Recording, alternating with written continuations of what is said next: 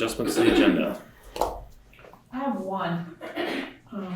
So under executive session, I would like to table labor relations agreements with employees and pending or probable civil litigation or prosecution. No, hold on. Labor relation agreements with employees.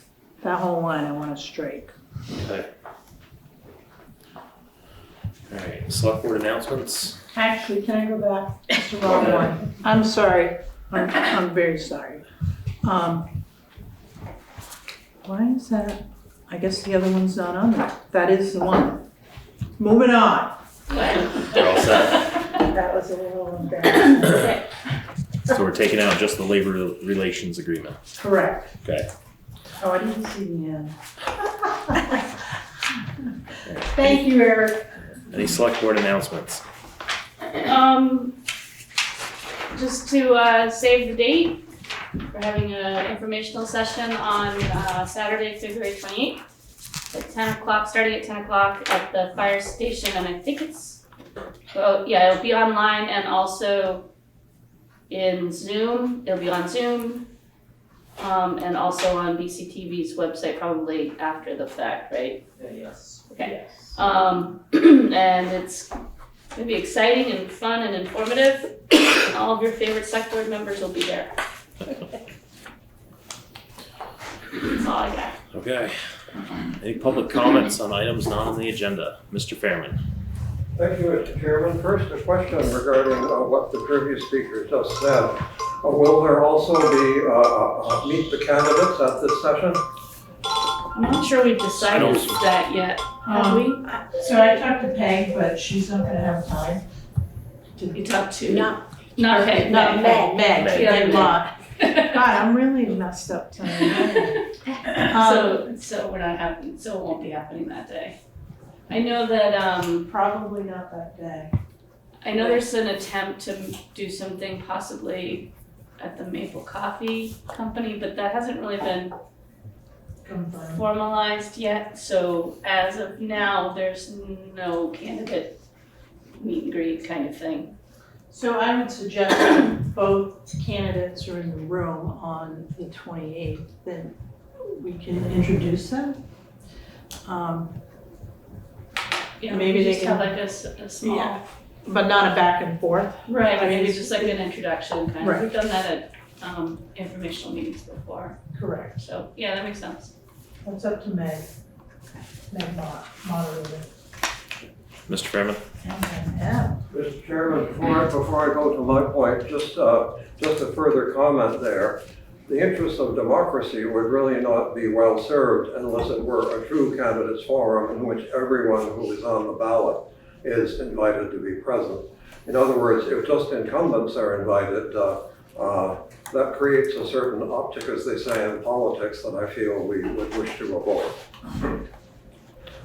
Okay, Mr. Chairman, the Putney Town Hall renovation plan that was presented during our Town of Putney Selectboard's most recent public meeting is not viable because it does not consider the most important function of this town hall.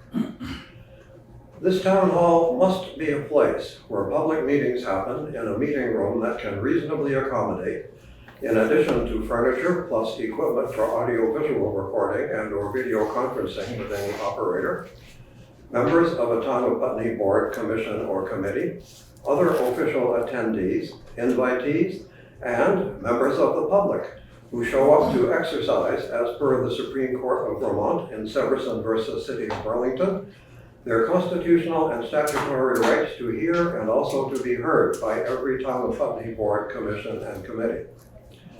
Instead, the Putney Town Hall renovation plan includes a public meeting room that is even smaller than this one, and that the Vermont judiciary presumably would disallow as per Severson versus City of Burlington.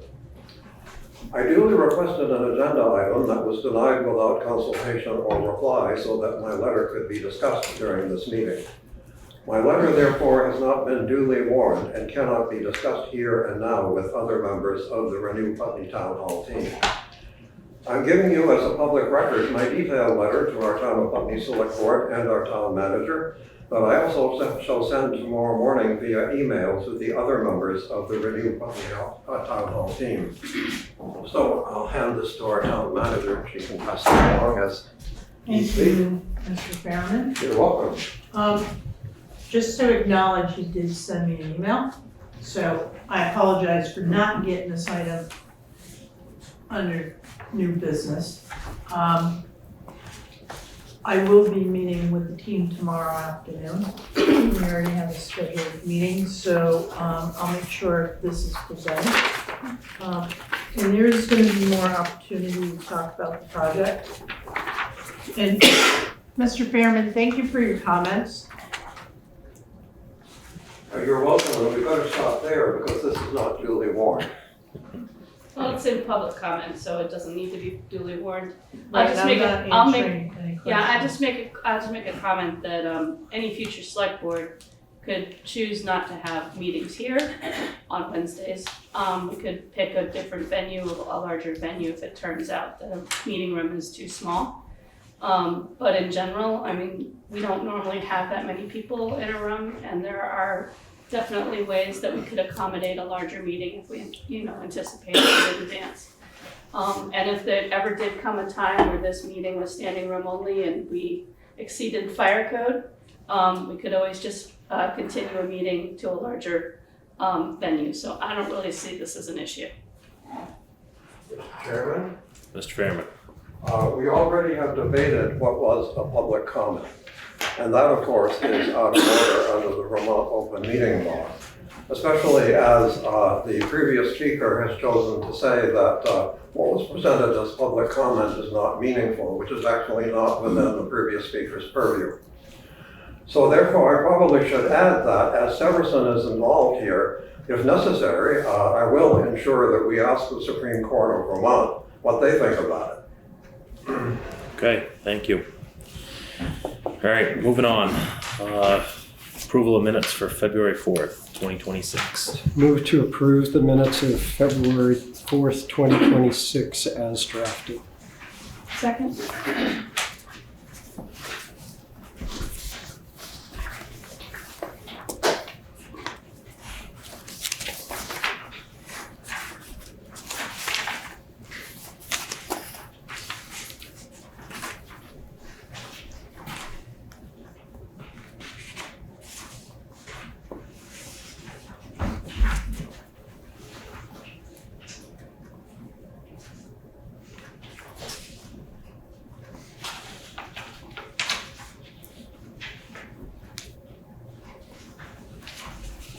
What's up? All right. Yeah. All in favor? Aye. All right, warrants to the treasurer.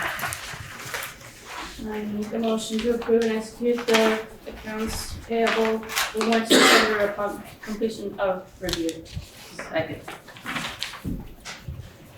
Oh, you, Karen.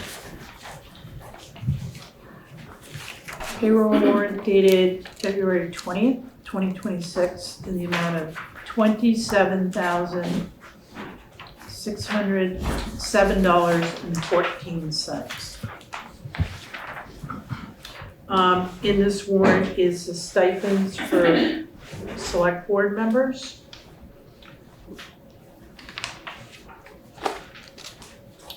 And the rec league director.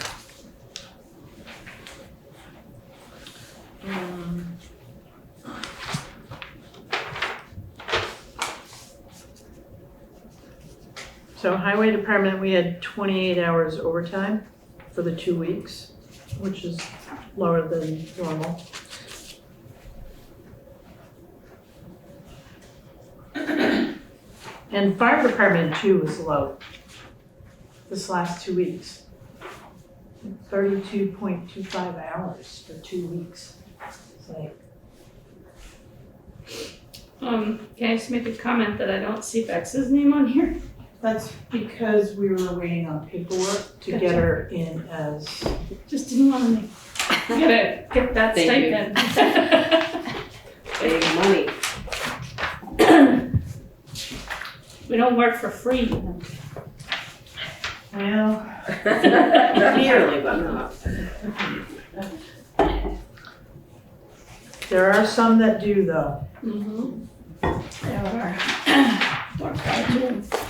All right, moving on. Mm-hmm. Accounts payable February 7th through February 20th, 2026 in the amount of $88,394.48. A nice low warrant.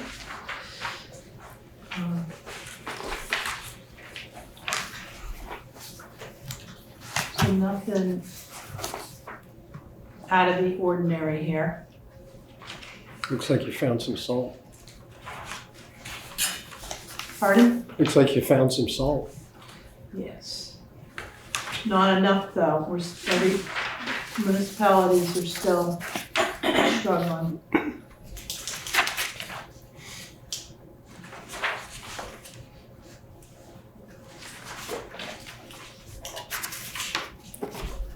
Good. Are we good? Okay, all in favor? Aye. Thank you. All right, town manager's report. Oh, man. I always lose it when all this paperwork and small desk.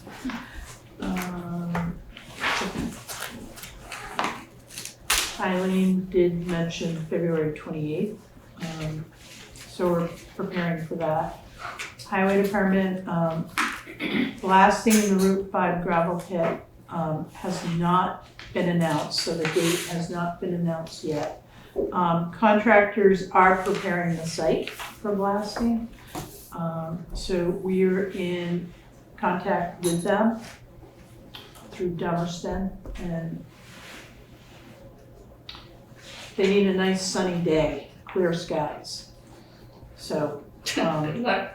you know, the blast could happen next week before our next meeting, but I'm just keeping you folks abreast of what's going on. So, property taxes are due this Friday, February 20th by 4:30 p.m. So we will be open. I will be here, the treasurer will be here. There has been high volume this week, and I just want to shout out to Kim Monroe because she's been handling all of the transactions. And about 100 people came through today and yesterday. I just want to ask that it's stressful enough, and let's just be kind to our employees. I know it's difficult, but on occasion, I just want to ask people to be kind.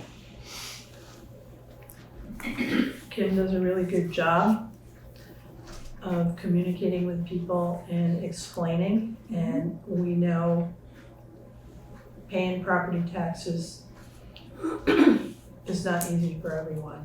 Right. I just want to say thank you for bringing in your payments as well. So, Yeah. Definitely be kind.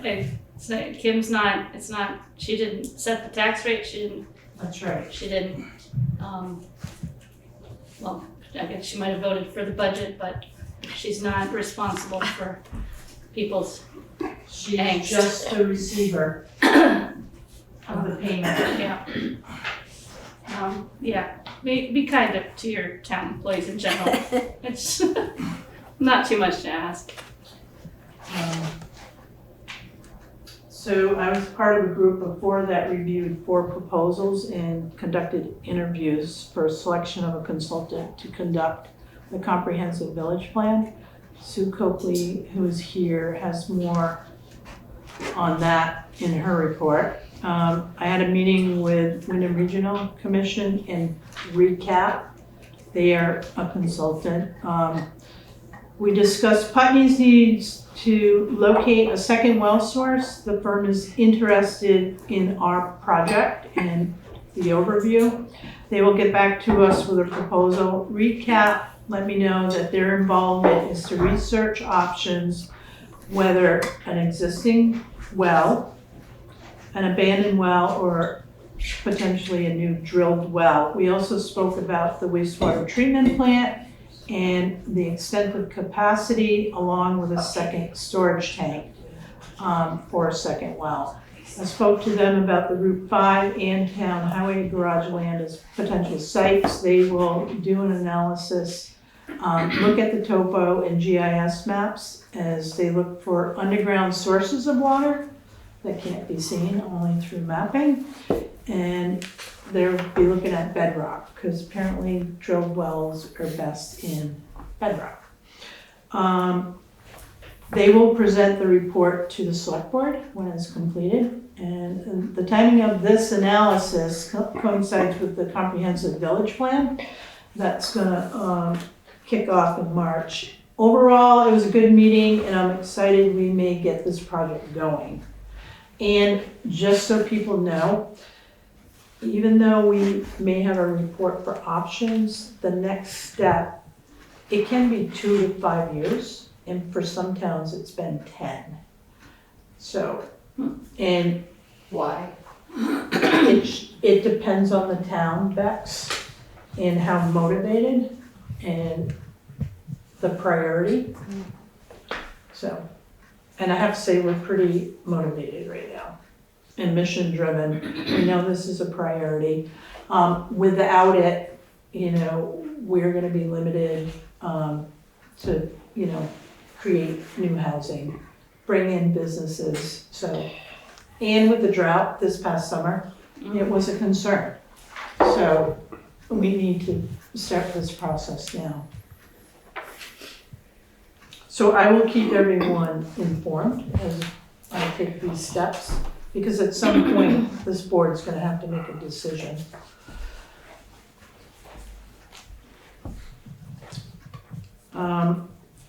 I also attended my last official Development Review Board meeting last evening as the zoning administrator. So after almost 8 years. And I have to say that Roger Jasadis is coming along. He's been in the office 2 days a week. The plan is to onboard him and transition him into, starting in March. And I will, continue to assist him and get him up to speed with Putney. But I want to thank the select board for making that decision and appointing him, because I think that was the best move we made. Maybe not the best, but it was a good move. It was up there. It was a good move. So thank you very much. That's the end of my report. I do have a small town hall report. And so January, we had 1 meeting. In February, we had at least 8, and we met with H.B. Cummings. We're on our 5th cost estimate. So this process keeps evolving. And, we had that dream vision up there behind you with a number, and then we've been creeping down to get to a point where, we can live with what can be done in the parameters of that number. We also met with a capital campaign fundraiser. They sent us over a proposal. Renewed Town Hall team is meeting tomorrow, so we will be discussing revision 5 and next steps. So my plan at this moment is still to roll it out on February 28th and talk about the project at town meeting a little bit. Any public comment on the town manager's report? Mr. Fairman. Mr. Chairman, first a comment, then a question. Coming at it from a slightly different perspective, perhaps, I take the liberty of suggesting that our treasurer, we be sure that our treasurer is fully aware of what she does not have to put up with in that situation. And I also take the liberty of suggesting that it be very obvious that someone else is in the building, that she is not alone here, if in fact it is thought that there could be some conflict. Because ultimately our employees not only must be safe, they must feel safe. The other is a question to our town manager. I sent her an email earlier. There are 2 construction sites on Old Depot Road where construction stopped, where work stopped about a month ago. I asked our town manager whether it was due to a stop work order. The answer is no. The equipment has been removed. Now that usually is a sign that people were not getting paid, so they moved to somewhere else where they are getting paid. But these construction sites are excavations that are in progress and are potentially dangerous. So for example, a kid decided to play in the excavation. So my question was and is to our town manager, are the people developing these construction projects required to secure them while work is not ongoing? We don't have a fast rule for that, Mr. Fairman. It's not in the permit, unless we have an ordinance, but I haven't seen one.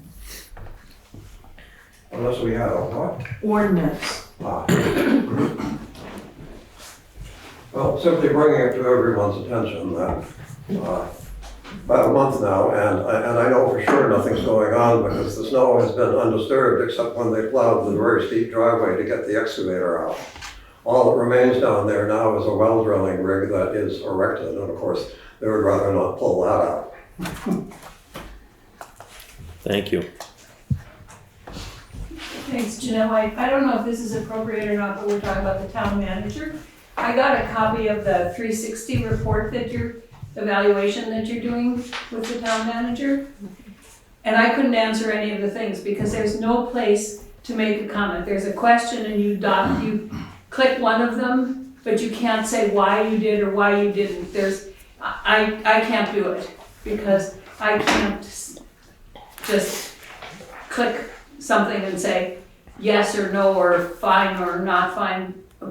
So I just point that out. I don't know if there's any way to change that so that people can comment on why they made a decision. So just a comment. I just wanted to say at the end of each section, there's a place for comment. So hopefully, we can't change the whole evaluation form at this point, but people could take the liberty. At the end of each section, there's a comment section that you could use for that purpose. And can you use that comment section without clicking on the ones Yes, above? Okay. yes, nothing's required to answer. Okay. Thank you. And also there's the opportunity to have no information to be able to answer a particular question. So nothing should be, you should be able to just do the commenting and not click any of the other things if you'd like. Oh, okay, thank you. If you find that not to be the case, let me know because I would go in and change all those. That's helpful. That was the intention. Yeah. Okay, moving on. Boards, committees, and commissions, 2026 Putney Board and Committee Commission vacancies. So in your packet, I want to thank Rachel Ryan for putting this together. She tracks the committees and the boards every year. So this is the list, folks, of our vacancies. And Development Review Board and the Planning Commission, we need to fill those seats. Because we cannot, the Development Review Board especially, otherwise, All work gets stopped. well, the other thing too is when you have a complete application, and Fletcher can correct me if I'm wrong, if you have a complete application, you have a certain amount of days, like 30 days, to process it. Otherwise, it becomes effective. Right. So we need to be cautious and we need to really consider filling these open seats. So, we don't have any alternates right now? No, we do not. Okay. And the other thing too, I think by statute, and I'll have to look, you know, if there's open seats, the select board should be filling them, so. Filling them with select board members? Yes. Okay. And I think the development review board is one. Well, the development, so, I mean, it's a little bit problematic to have select board members on the development review board because it's supposed to be independent. It's not statutorily, it's not a statutory conflict, but. We need to look at the state statute.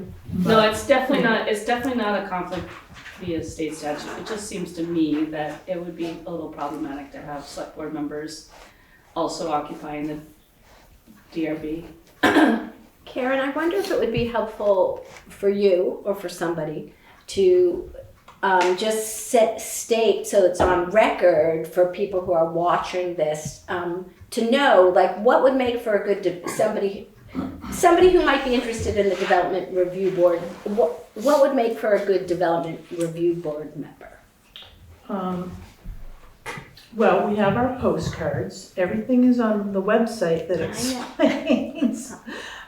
So for development review board, if you have any sort of planning skills, title research skills, if you're a realtor, land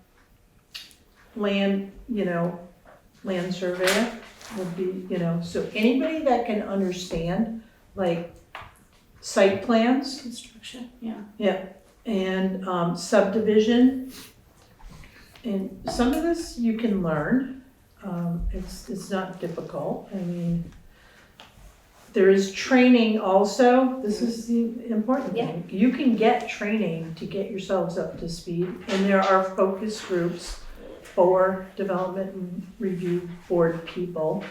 The other thing I want to point out, especially for the development and review board, there's institutional knowledge on that board, and once it goes, it's going to be gone, and that will be a problem. And there's no operating manual for the development review board. So they meet once a month, 7 p.m. at night. If there's business. If there's an application, Right. Correct. So it's not necessarily a big lift. No, so I had about 32 applications and maybe 6 went to the development review board. So they hear applications that require like a conditional use, which is a use not permitted, that needs review. So it could be like short-term rental, it could be an automotive, garage, it could be 25 units of housing, right?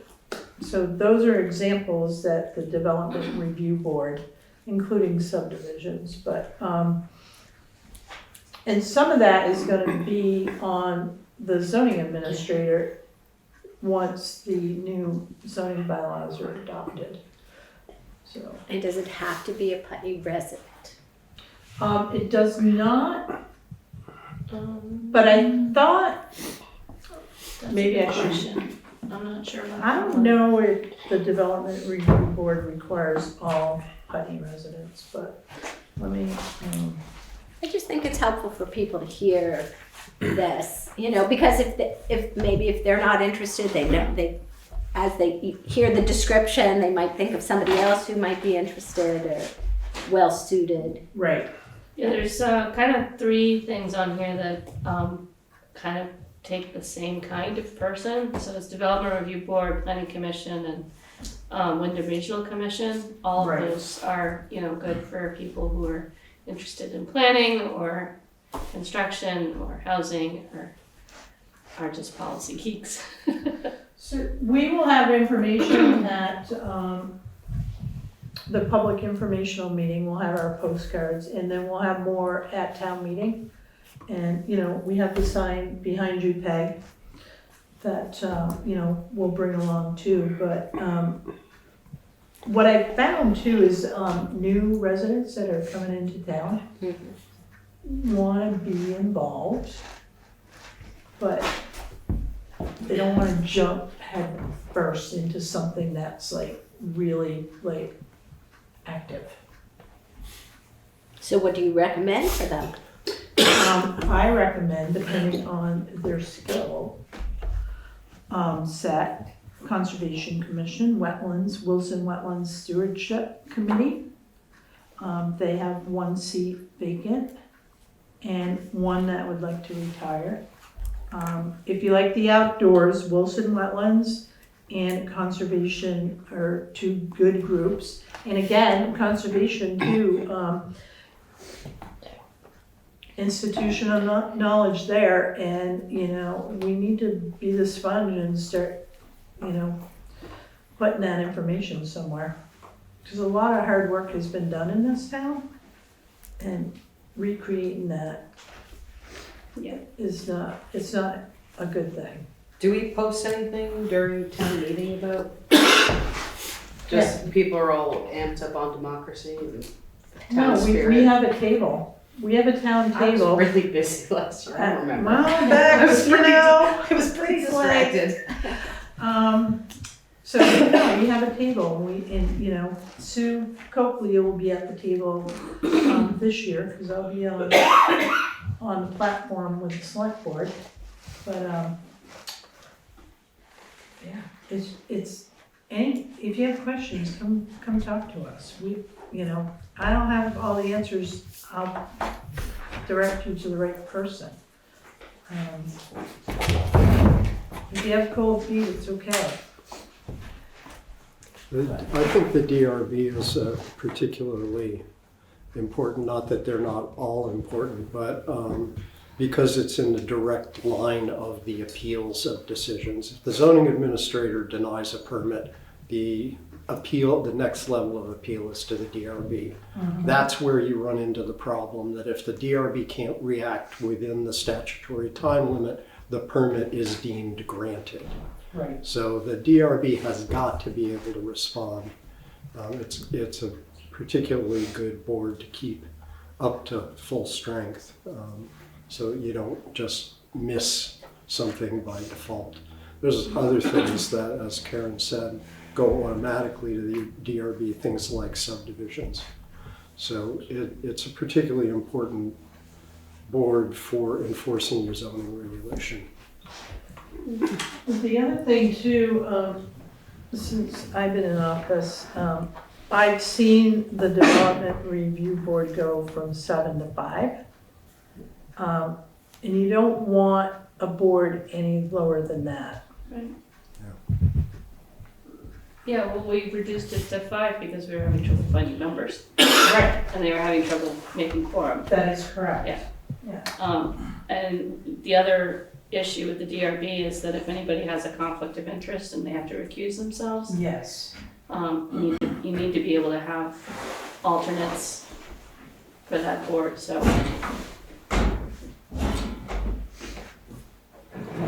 It's fun and exciting. And the reason that it isn't a statutory conflict of interest to have a select board member on the DRB is because the appeal route doesn't go through the select board. Right, yeah. We don't hear appeals from the DRB, they go straight to, now go to environmental court. Yeah.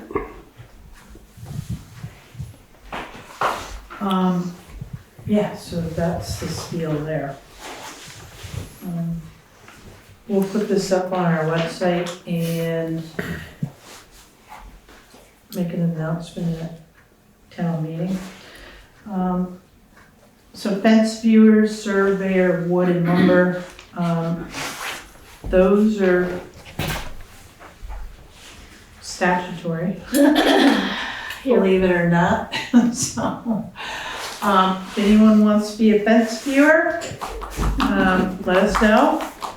And then surveyor of wood and lumber, I can't really tell you what they do, but it's kind of like, They probably make sure that a cord is a cord.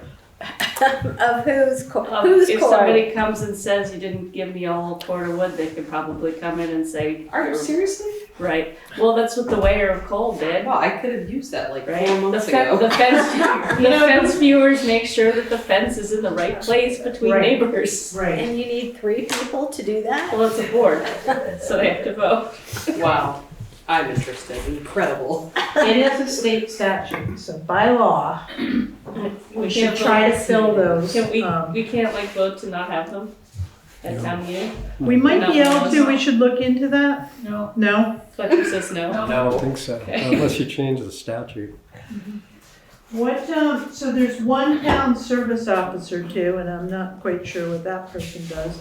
And I thought we did away with the grand juror. I'm pretty sure we did I away thought we with did that. too, yeah, Since I've been here. yeah. So how do we do that? Well, some of them you can get rid of, Yeah, maybe but that some was of them they didn't, probably somebody complained that they couldn't find a grand juror, and so Right. some legislator got it through the state house, but didn't think to take the other ones. I'll have Rachel, look for descriptions and have those at the meetings as well, Cool. okay? Okay. And you can be more than one if you'd like, Bex. I mean, pretty exciting stuff. I'm kidding. So that's that, folks. That's that list. I do want to talk about in your packet is Equity and Inclusion Advisory Committee. So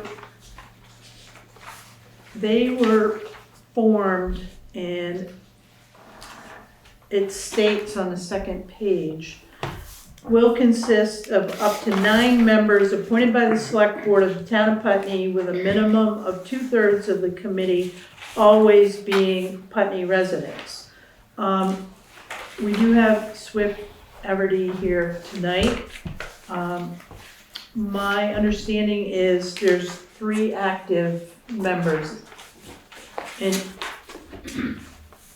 I just want Swift to confirm that there are 3 active members, but this advisory committee is short.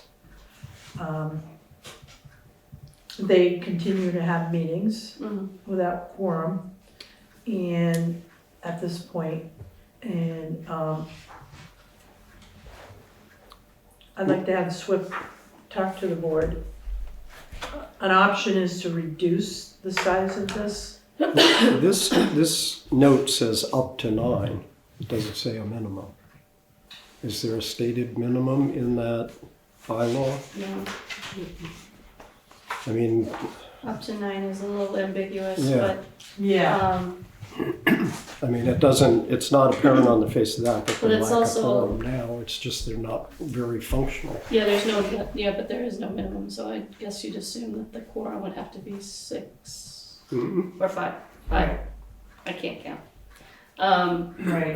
But 9 is a lot. I thought It the is a lot. paperwork I got from Rachel when I was checking in with all of the folks about open meeting law said 6. But I assumed that meant that was the minimum, but they're not there either. So we should have a discussion, and if this board talks about it tonight, doesn't make a decision, that's fine, we have time. But we need to be looking at all the committees, and, if they have a resolution, we should take a look at it after town meeting and update it and be clear with our language.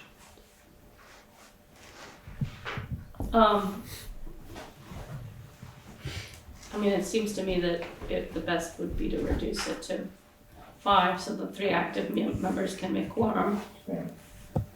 Most of our boards are 5 to 7. The question too is 5 enough if you only have 3 doing the work?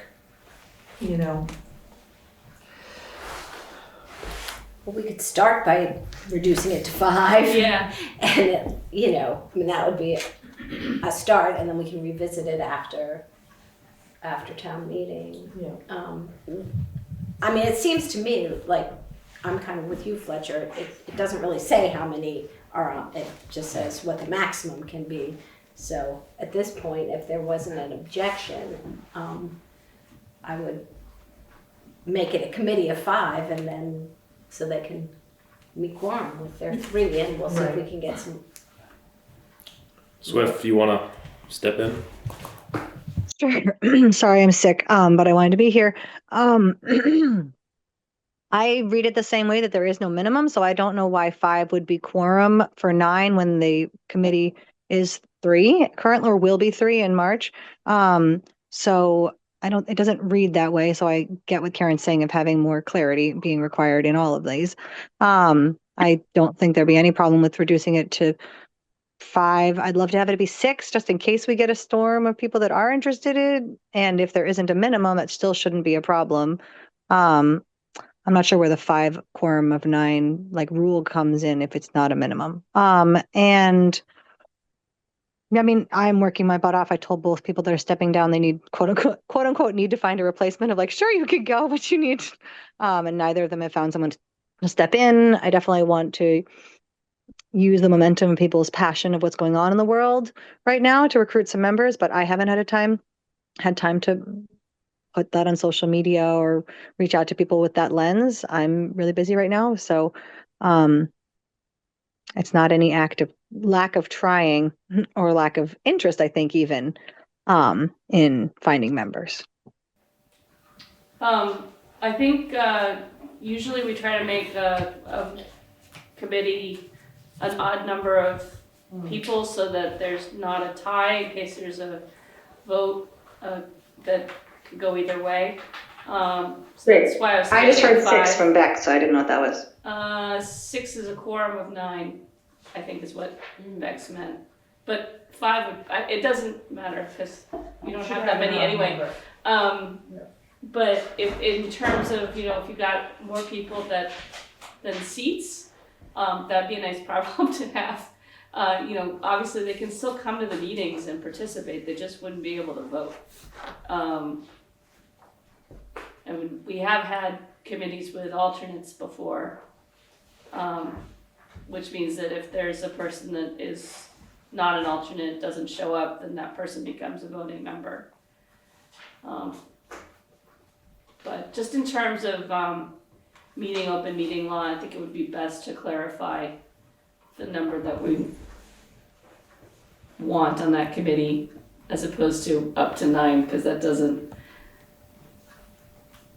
from an open meeting law perspective, I wouldn't know what the quorum for that would be. And I would err on the side of caution and say that it was 5. So, anyway, this isn't specifically on the No, but Morning. it's today, but it's under 26 Putney boards, committees, Yeah. commissions, and vacancies. Swift, go ahead. I was just going to say I don't have any concerns, and I don't think anybody else on the committee has any concerns with dropping it down to 5, especially if there's any concerns that we won't be able to continue meeting if we don't do that. So whatever it takes to have this be easy going forward and have room for growth, sounds great. So is it reasonable to just make a motion. make a motion to, Reduce it to 5. well, it's not Or even state- reduce it, state state minimum. that That it's it's, yeah, 5. change the resolution. Well, yeah. Right. Jeanette? So I think that from all my governance experience and being on the Government Operations Committee, if you have you should have a minimum, that it shouldn't be able to operate with 1 member. So you should have a minimum, but if it's up to 9, the quorum right now, if there's only 4 members or 3 members, the quorum is not 6, because the quorum is 50% plus one of however many active members you have. That's what a quorum is. So your quorum right now is not 6. If you have 3 active members right now, your quorum is 2. So but you should have a minimum number, but there's no need to reduce it from 9 because the quorum is however many active members you have.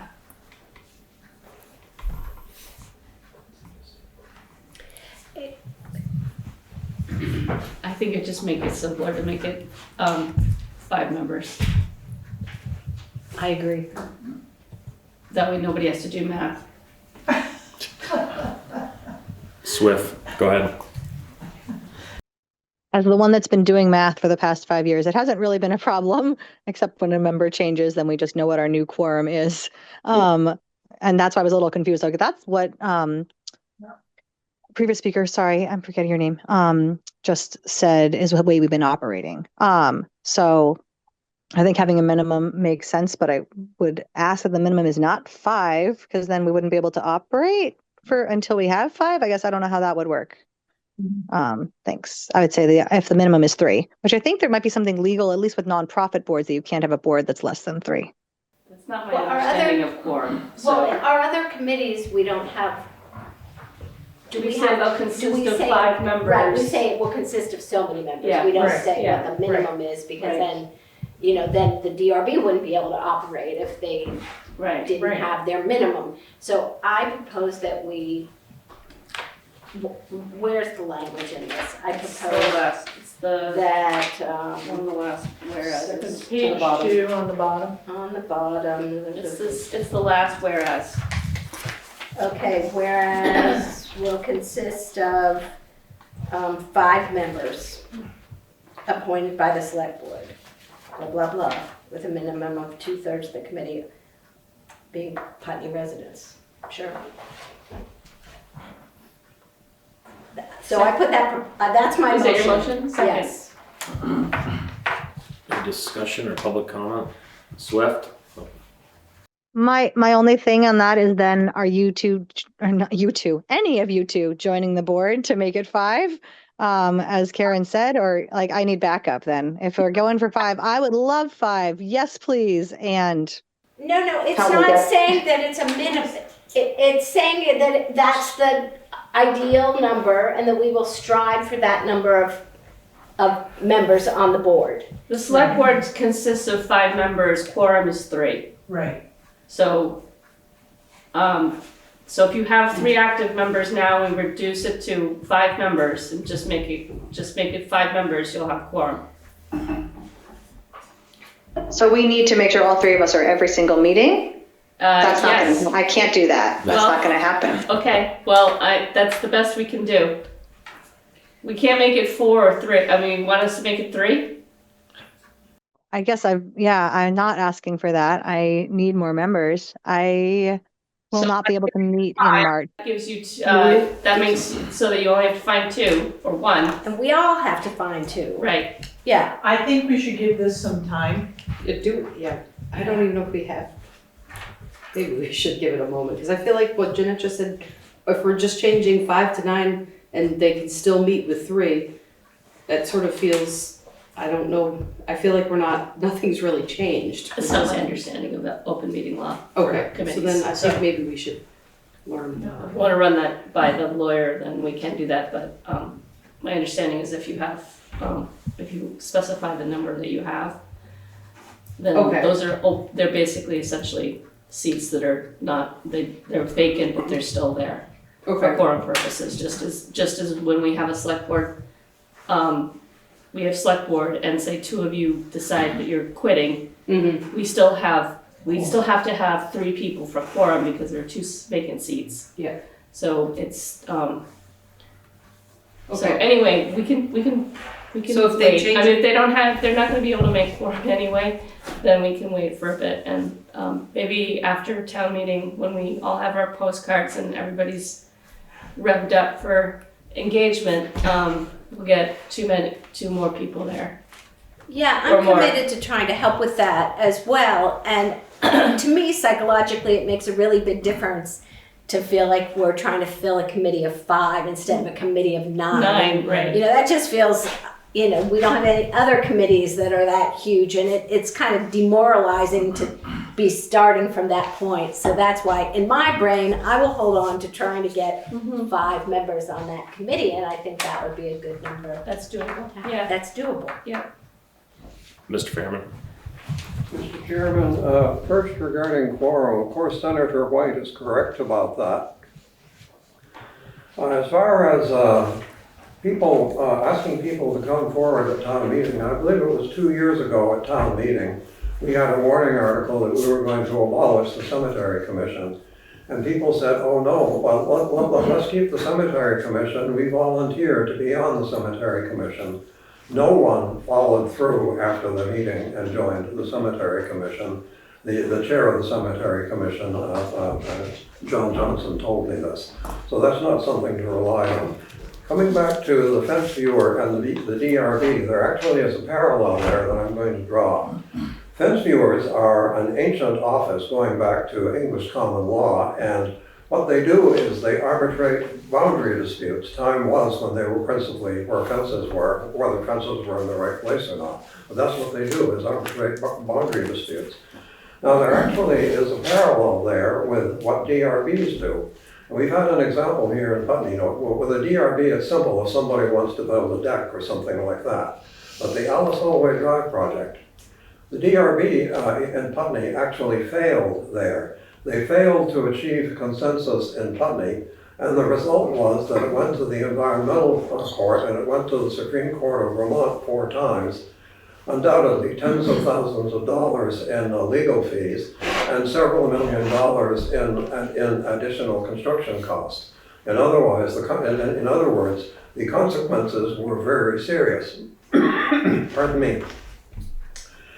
So DRBs, like fence viewers, actually need to be arbitrators because the very best possible outcome is to solve it at the DRB level before it goes to the courts, because as soon as it goes to the courts, it becomes extremely serious and extremely expensive. Thank you. Swift? Oh, sorry. I have a motion on the table, and I want us to make sure we deal with that. And my motion is that we change the resolution to state the EIAC will consist of 5 members appointed by the Select Board of the Town of Putney, with a minimum of 3/5 of the committee being Putney residents. Is that Rachel with a hand or? That's just the Oh, all right. thing. That's a hand. Yellow is a Swift, hand. go ahead.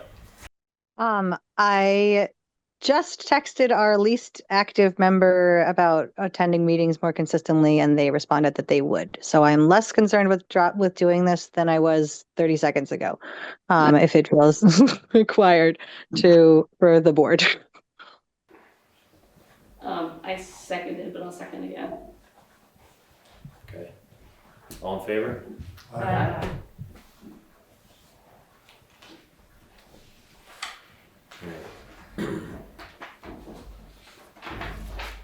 Anything else there, Karen? No. Okay. Moving on, planning commission Sorry, status can I say report. one last thing? Sure, go ahead. Just again, really enforcing and not enforcing, but encouraging and asking for a deep commitment from the 5 of you to help fill this board. Because we need some backup and times are tough out there. So thank you. Thank you. All right, planning commission status report.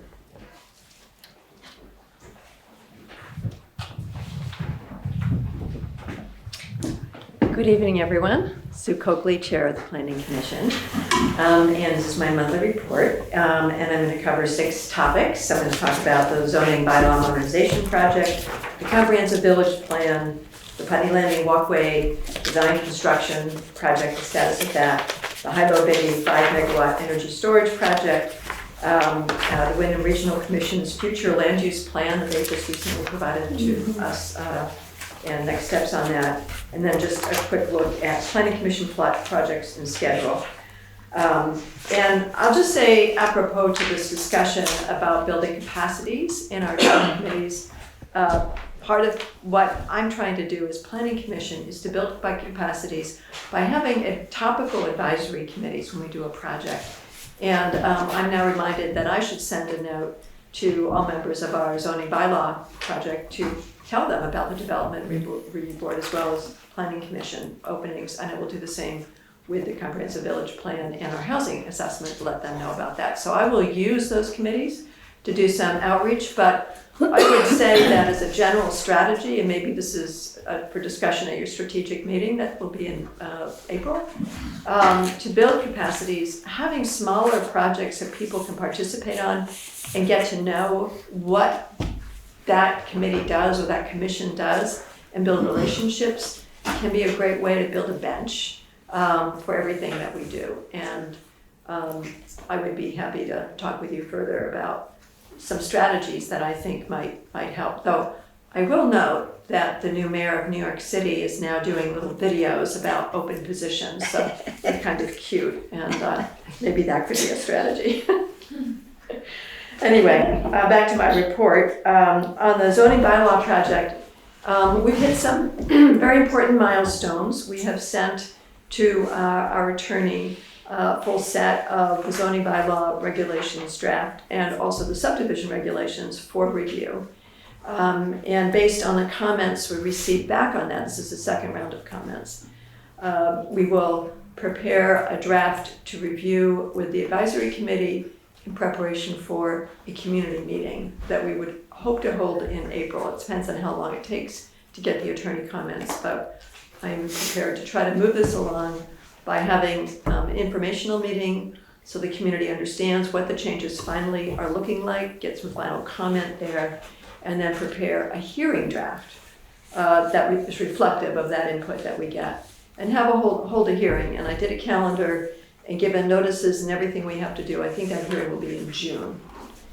And with that, assuming that that goes well, we would be able to provide a recommendation to the select board in early July. So that's the schedule that we're going to try to make work, and I think we can, even if it takes a little longer for town attorney comments. And that will be for stage one. So an end is in sight. I think we've resolved some of the issues that we were dealing with, and we certainly want to hear from the community about what we've come up with. So that's coming next. On stage two, as I mentioned at my last briefing, we did not receive technical assistance that I was hoping for the state. But I will note that our town attorney has pointed out to us that given the implementation of Act 181, which established different tiers for development and land use, that there is a new land use review board that has been set up that is working on essentially requirements for forest blocks and wildlife corridors in Tier 3A. And that work will be complete at the end of this year. So in November, they will be having a report that will be going to the legislature as well as the Agency of Natural Resources. And the town attorney's comment that is well taken here is until that's settled, we're not entirely sure what we're working with in terms of what is the role for the municipality to set additional requirements or land use requirements for forest blocks. So I think that's something for us to consider. And also, it's in my thinking, I want to encourage the Land Use Review Board and the Agency of Natural Resources to, if there's a role for municipalities, and I'm sure there will be, to support that. And not just throw it to us, so that as we talk with our communities about things, we have really built-in support so we can adopt policies or programs that achieve the goal of protecting those forest blocks and wildlife corridors. I'll stop.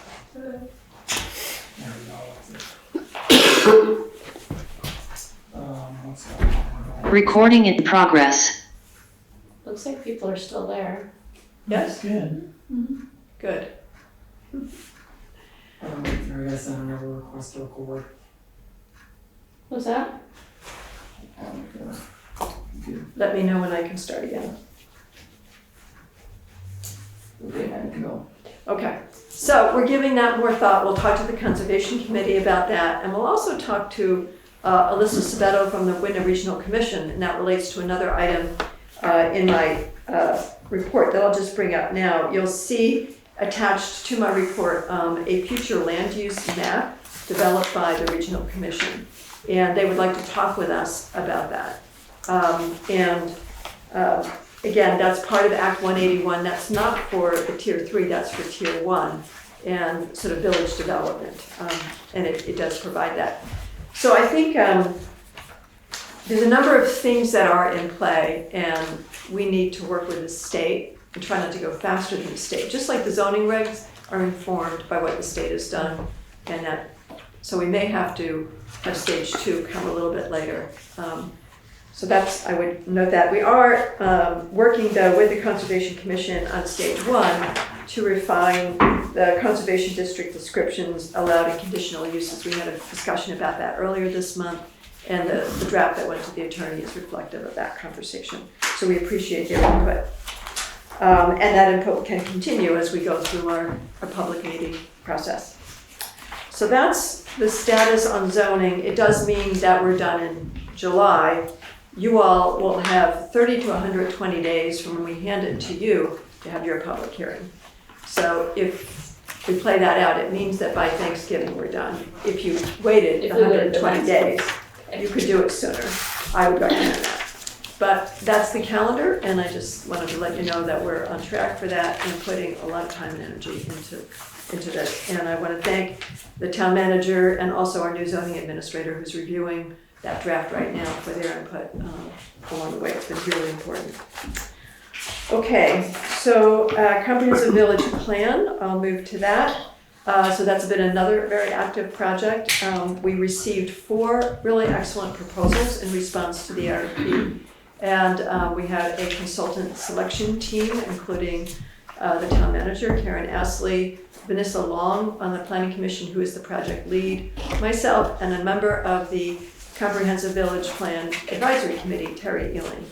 The 4 of us met and reviewed the proposals based on the scoring criteria that was established in the RFP. We held interviews, we checked references, we asked follow-up questions, and based on that, we did select a firm that was contacted yesterday, and that is Dodson and Flinker, which is a firm out of Northampton, landscape architects and planning. They've done extensive work with communities around issues such as what we're talking about in Massachusetts. They've also done some in Vermont, and most recently, they worked with the Windham Regional Commission to do the 4-town land use study on housing. So they're quite familiar with Windham County and the state, and we think they brought excellent credentials. Honestly, the price was competitive. They all came in, right at or just a hair below the $50,000 funding that we have for the project. So we really looked at it based on qualifications, experience, ability to be here in town with us, the quality of their proposal, and the timing that they proposed. So that process is complete, and we've contacted the other 3 firms that gave us proposals and let them know that we did not select them. And we will begin right away. We intend, the town manager is be entering into a contract with the firm, with Dodson and Flinker by the end of this month, and we'll have a initial planning meeting, myself and the project lead, Vanessa Long, with the firm on March 2nd to prepare for a kickoff on March 10th at our regular planning commission meeting. And we may be planning for that also a village walk with them. They propose we do a village walk in the meeting. So we're jumping right into that. We're really excited. That committee has 14 members. We think this is going to be terrific. And I'll just say how wonderful it was to be able to talk about this at the VCRD, our future Putney reconvening and celebration. And the energy in that room was wonderful. And I feel like the Comprehensive Village Plan will do well to build on that work. Okay. Any questions? Okay, I'll move on to the Putney Landing walkway design and construction. This is, You want to sorry. I'm- Thank you. I beg your pardon, I thought you had ended your presentation, so No, I defer to you. no, I have several topics, Mr. Fairman, so, We'll wait for public comment after, Mr. Chairman. This was my mistake, not necessary. okay. Look, if you want to, I'd like to talk about this topic, if you want to wait till the end, but if I, Yeah, Mr. Chair, Let's wait till the end. Let's let you, Sue, finish. there may be related topics that make that, provide further context. So, for years now, the Planning Commission has been working on a walkway that provides safe passage in the south part of the village from not only the Putney Landing apartments, but anybody who lives over Old Depot Road and that whole area. We've talked about it. So we had, we have a grant from VTrans to do the project, and we have hired a municipal project manager through the VTrans contractor at the Ready program. We've begun with them. So far, it's wonderful to work with them. GPI Engineering, they certainly understand the work that we're doing. We talked about our protocols for working together and the next steps of what we have to do. And the next step is to engage a design firm to provide a detailed design for the walkway. That will include public engagement, and we'll certainly build on the public engagement that the Select Board and the Planning Commission did in the earlier stages. That work is, coming as soon as we can engage a contractor. Once again, we'll use the VTrans contractor at the Ready program. And we hope to have somebody on board, if possible, in April. There may be a reason it'll take till May, but we're working on it. I did ask the question of GPI Engineering, like, how soon could we have this? And they said, I don't want to pop your balloon, but this is not going to be this year. This is probably at least an 18-month project if things go really well. Could be longer than that. Partly because the federal funding that comes with this project is for much bigger projects, and we have to meet exactly the same requirements for really big projects, for a really small project. And we did raise the concern that that's going to cost more money than we had budgeted for. And the answer is VTrans makes sure that projects they approve have the funding they need. They understand there's things beyond our control as we move it forward. So we believe the money will be there, and we've essentially heard that directly from VTrans. So we're moving forward. We will do the best we can to complete it on time as much as we can, but it's a lot of things, particularly the NEPA review, that is the environmental review, could take 6 or 7 months once we hand the design to them. That's where the clock kind of stops and we don't have control. We'll try to get it there as soon as possible. Any questions on that? Once again, the town manager is leading that project, and I think it's going very well. All right, the next one is the high-low biddy 5 megawatt energy storage battery project. So that project, at this point, is just waiting commission decision. By the time I spoke about it with the Planning Commission on January 6th, comments had closed. I never did find a procedural schedule, and I asked about that, and they said, well, it was too small a project. They didn't see there were enough people that would be involved, so they just had a hearing. They did notice the hearing, but I hadn't seen that. The hearing was the 6th. And they took comments and now awaiting decision. It's uncontested, so what will happen is that a certificate of public good will be issued very likely by the Public Utility Commission. It is a project that did not raise concerns here when we first talked about it. It actually probably is overall beneficial.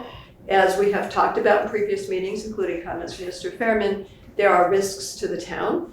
And that was discussed by the initial developers of this, that they would provide that support to the town. So I'll be reaching out to the firm High-Low Biddy Storage Inc., LLC, which is a project of Encore, to let them know as soon as the certificate of public good is done. It's not done yet. When that's done, I'll reach out to them to say that we would like to have a community briefing about the project, as well for the select board and for the community generally, and that we'd certainly like to be informed about the safety precautions, emergency response, and what we would need as a community for that.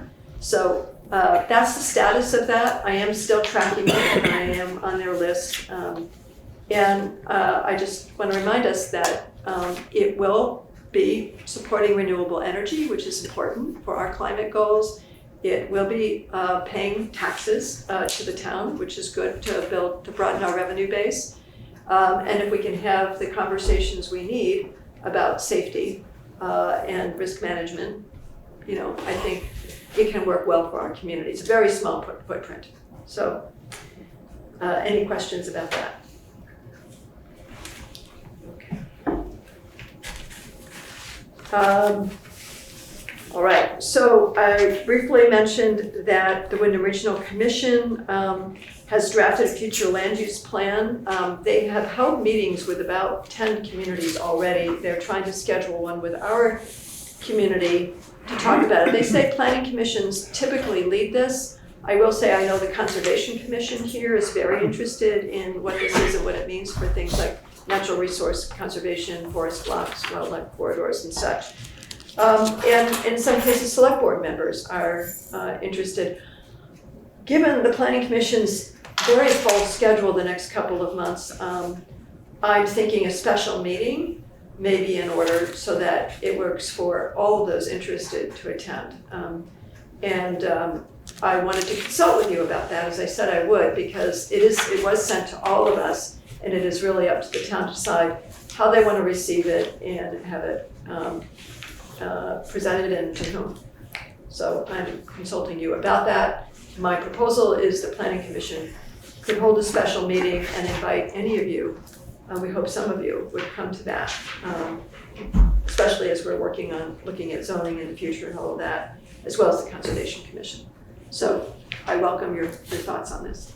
Would it be useful to have a representative from Windham Regional? Well, they won't be there to They'll be present. there. Yeah, that's what they're asking for the meeting to do, a presentation and discussion. Yes. Seems like a good plan. Yeah, I like that plan. All right, I'm already looking at the town calendar, and I know that we should pick a date that doesn't otherwise have a meeting. And there are a few dates in March, like 3, maybe 4. But I will work with Alyssa Sabeto at Windham Regional Commission to find a date and a location. I find that generally 6:30 is a good time for many people. They're home from work, they can come to a meeting. It doesn't work for people who work in the evening, but that's what I would do unless you suggest otherwise. Sounds good. Okay, great.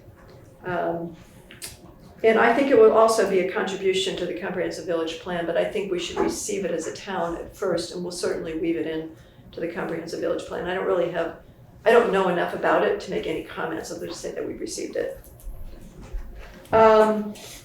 So I have a schedule that shows our bylaw modernization project finishing in July. We were hoping to finish in April, but July is a reasonable timeframe. And stage 2, looking at forest block preservation policies, is continuing through the year. I will be talking with the Agency of Natural Resources about how there could be assistance to us once the Land Use Review Board has done its work and has made recommendations. So I'm really hoping there can be technical assistance to towns that we're just not having to absorb it on our own, but I just don't know where they're gonna land, and I'm hearing that it's controversial. You're all reading the paper too about that, so. Comprehensive Village Plan, we're on schedule. We intend to be done in July. That's what the consultant is committing to. Putney Lundy Walkway that's the entire year. We'll just continue to work through it. There'll be a time of pause when it goes in the NEPA review. We do have a Putney Enhanced Energy Plan proposal coming from Windham Regional Commission in March to work with us. So I have that across the year for the most part. We were hoping to start this summer and be done in October. That might work if zoning is wrapped up when I'm thinking it will be. But the Enhanced Energy Plan is again part of making sure that our land use is appropriately used for renewable energy, among other things. On my schedule here for the commission also is a comprehensive recreation plan. And we're hoping that there will be another municipal planning grant solicitation from the Vermont Department of Housing and Community Development. And they do fund recreation plans.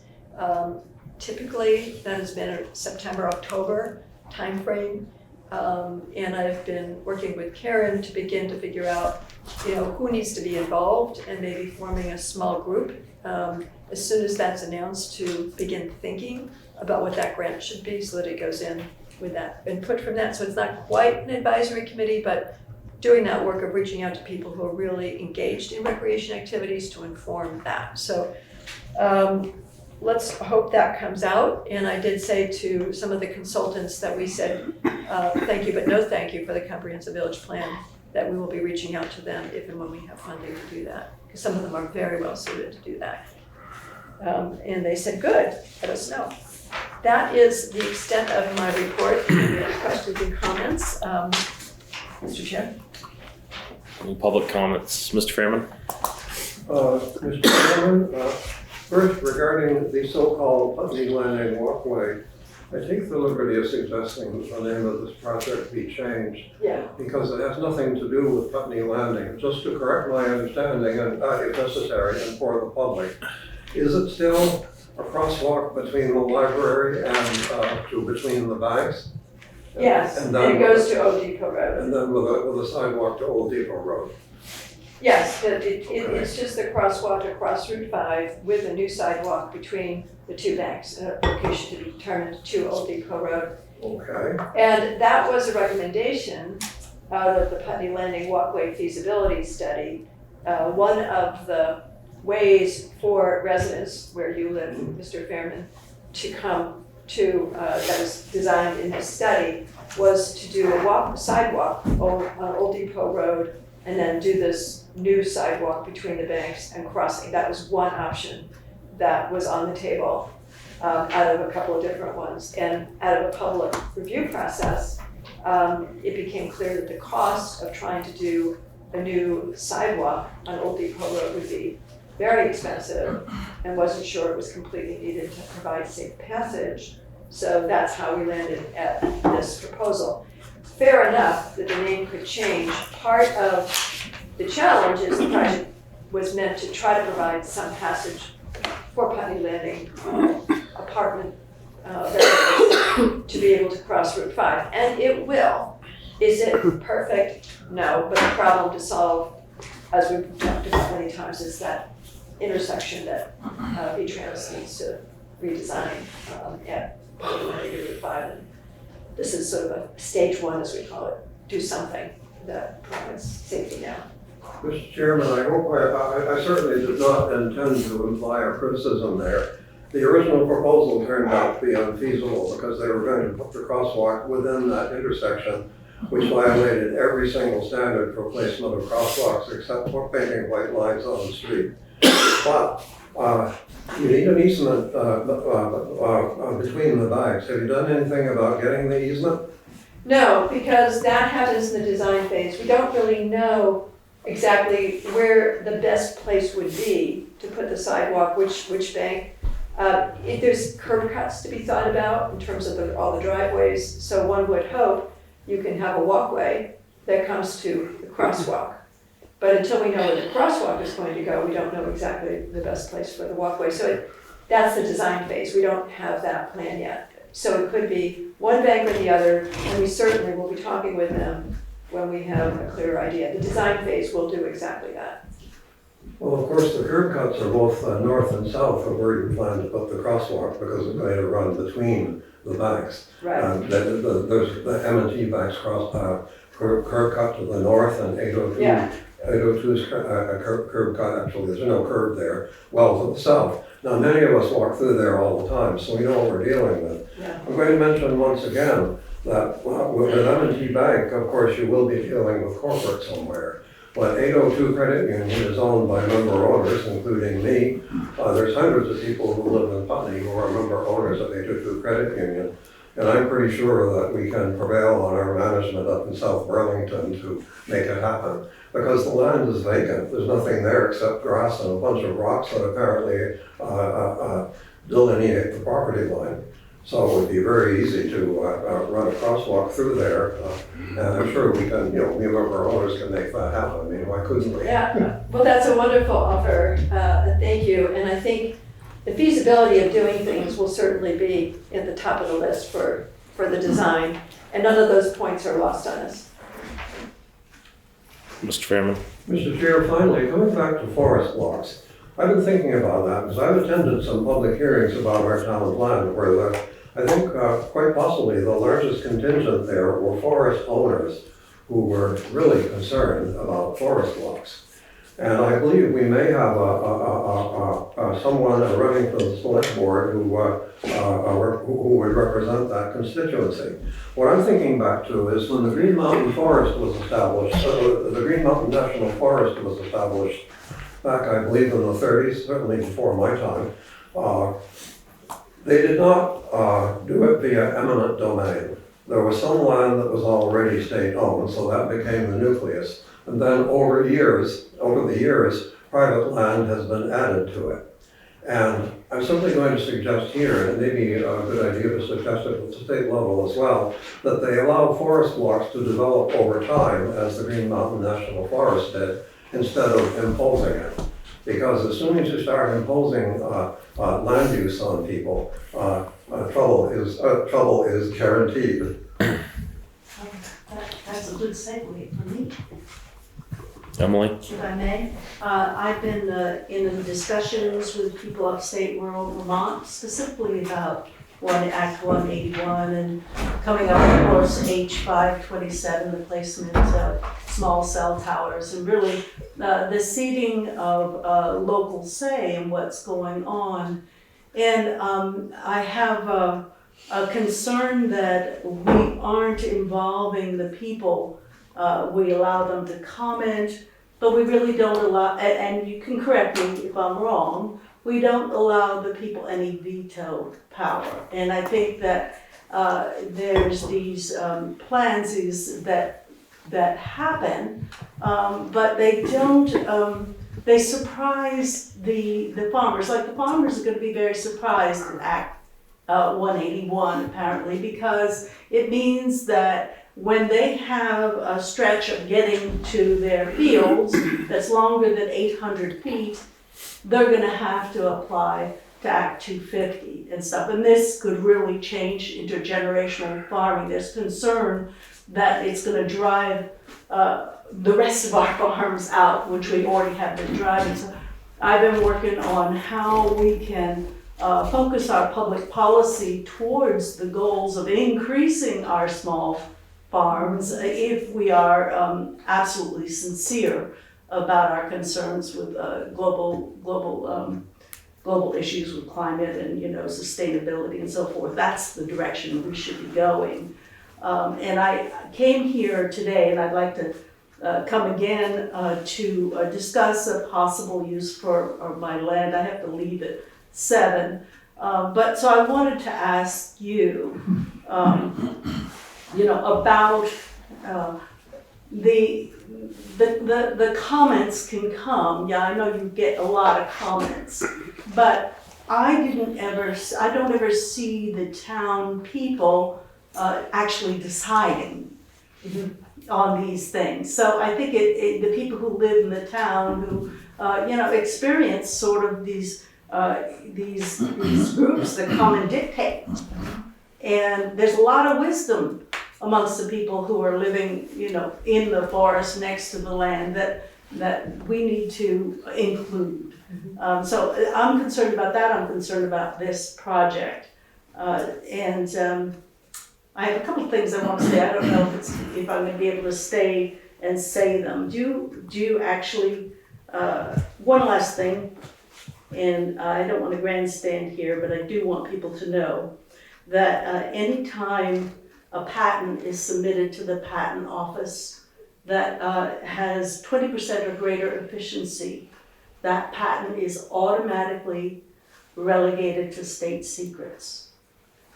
Now, we've seen an enormous amount of horrible type of activity at the top of our country.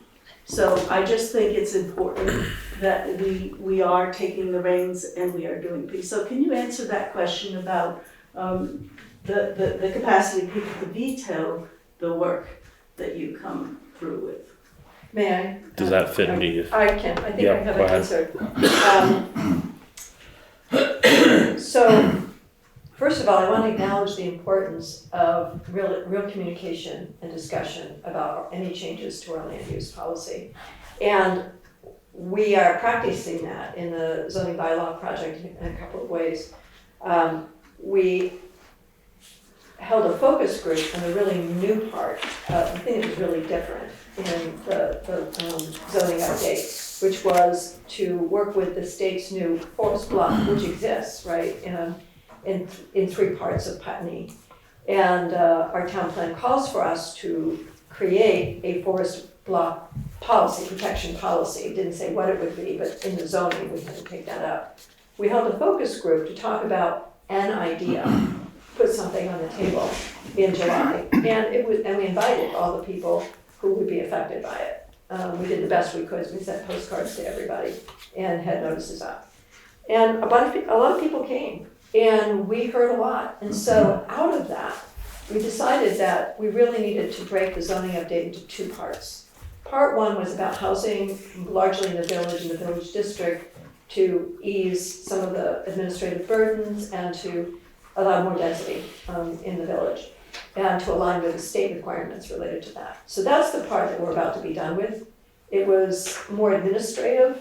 There were some substantive changes that allow, again, greater density and make things easier.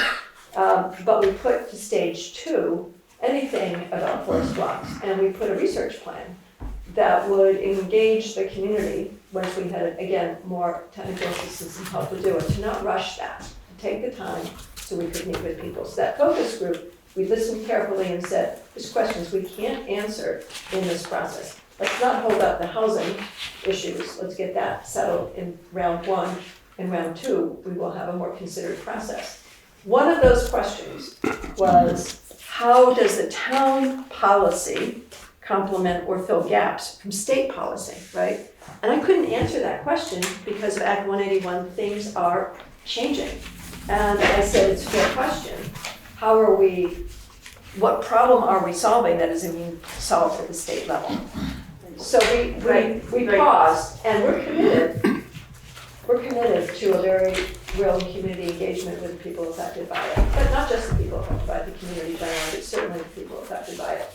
But we're not ready to launch that, and I'm saying today, I think we should wait to see what we have to work with at the state framework so that we can complement that. We don't have agency to participate in those proceedings. That's not what planning commissions do. We work on our own policy, but I think we felt that we should take a pause on that and see where those cards land.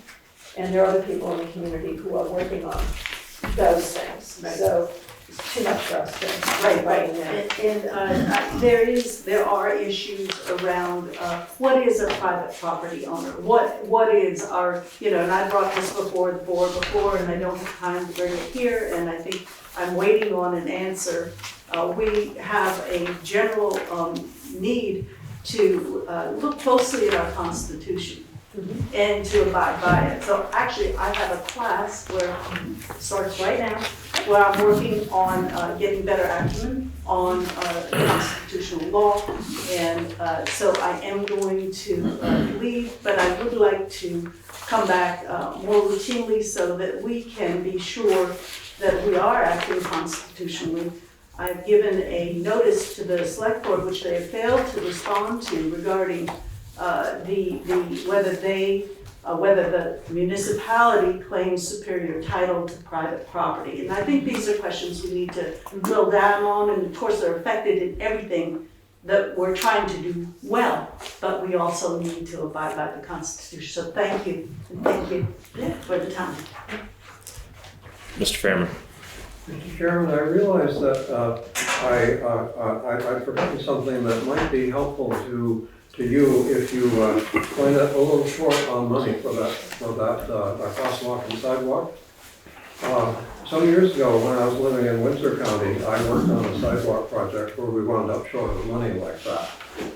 Then Senator Cheryl Rivers said to me, you know, there's always construction projects, state construction projects that finish with a small surplus.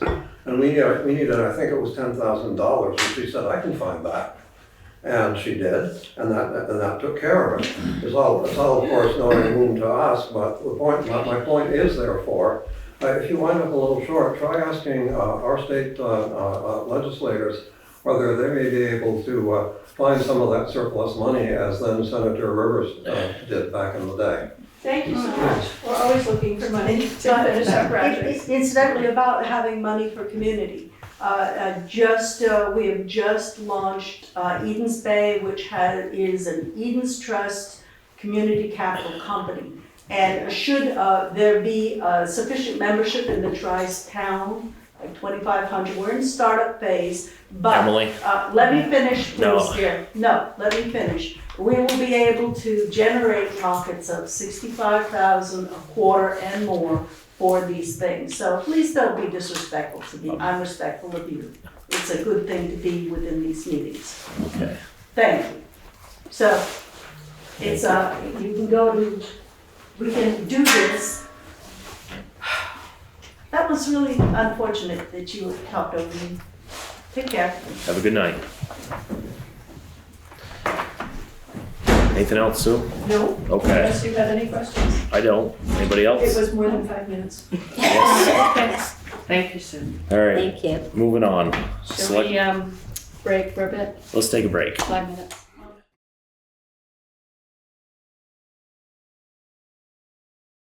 All right, we're back. Moving on to Selectboard New Business. Windham County Lead Hazard Control Healthy Homes. Ladies and gentlemen, thank you for your patience. Thank you. Thanks for having us. We just really wanted to come back to you after meeting with you about a year ago. Kate Kirkwood came here and asked for support for a federal grant that we were writing, and happy news, we received it. We just finished year 1 and we're going into year 2 out of 3. So it's the Windham County Lead Hazard Control and Healthy Homes Capacity Building Program. We received $1.1 million of federal lead hazard reduction capacity building funds. And we're using those for 3 main goals: to train and certify contractors, to increase capacity for abatement work in Vermont through free training. We have free training including renovation, repair, painting, and maintenance, RRPM. That is held multiple times a month by multiple providers, and all information is found on our website. We also have abatement supervisor and worker certifications, and that training is held monthly as well. And that information is made available on our website. Both of those are required for anyone who disturbs painted surface areas in pre-1978 housing and childcare occupied facilities. And the abatement classes are required for contractors interested in bidding on HUD-funded lead hazard abatement projects like ours. So we are unique. We're the first and only program in Vermont to be in capacity building. So there are 2 other grant programs in Vermont that are actually doing the work. But we have found that there is a need to increase the amount of contractors here in Vermont, so we're doing that statewide. In the beginning of our program, there was only 2 contractors in the entire state that was able to do this work, and now there are 11 after year 1. So anyone can take advantage of these free classes: contractors, homeowners, landlords, parents, child care providers, contractors. They're all great candidates for these classes, and they're free until we run out of the funds. And the big picture priorities are to protect low-income rental and owner-occupied housing, to reduce and eliminate child lead exposure and poisoning, and to increase testing in children 1 and 2. We support families through education and access to lead-safe resources, which we will provide here, and it will be in the lobby of this building. And a trained workforce is essential for lead-safe housing. More training equals more certified contractors, equals more local jobs. Another unique thing for the capacity building is to really build a successful lead hazard control program. So we are in search of members to serve on a steering committee, which is it's a low commitment, it's only 4 times a year, but we are looking for members, town officials, contractors, property owners of both single-family homes and multi-family homes, childcare providers, and anyone who's interested in giving us true insight on how to build a successful program in this area. So if you have any interest or have any questions after reading our materials, feel free to reach out to me or Emily Gibbs at any time, and we appreciate your time and your support. We wouldn't be here without you, so thank you. Thank you. Thank you. Any public comment? I have a quick question. Where are young children getting tested for lead these days? Like when I had a kid. Pediatrician. Is at the pediatricians Their there? wellness visit, their wellness visit at ages 1 and 2, they're required for testing. Okay. Yep. I remember we used to take them down Yeah, I to think it was just a lead testing place. Oh, You know? yeah. Do you remember that? No. Yeah. No, Your kids are my kids are younger. Yeah. Yeah, we did the pediatrician. I think it was a finger pricking thing. Yep, it's a venous testing, or they do a finger prick. Yeah, so they do it at the physicians. Yeah. Mr. Freeman? Mr. Chairman, I may have missed it, but it seems to me that the speakers didn't mention how they could be contacted by people who wish further information or wish to get involved. Thank you. So we will be leaving these at the front and with the town clerk. Town manager. And there is our website right here on the one pager with all this information. It also has a QR code for you to use on your mobile devices. We can also link your agency on our website under the community tab. So that'll help also. Yeah. And thank you for bringing this. I know when it first started through Windham County Sheriff's Office, Sheriff Anderson had brought it to the board, and now I'm seeing it evolve, which is great. And congratulations on the 1.1 million. Thank you. So. Chairman? Yes, I took down a nice business card, so I take the liberty of suggesting that you folks leave a few of those with your one pager. Thank you. Thank you. All right. Any other public comment? Thank you very much. Thank you for your patience. Yeah. You don't need to say the Very rest. efficient. But you can if you want to. It's very exciting.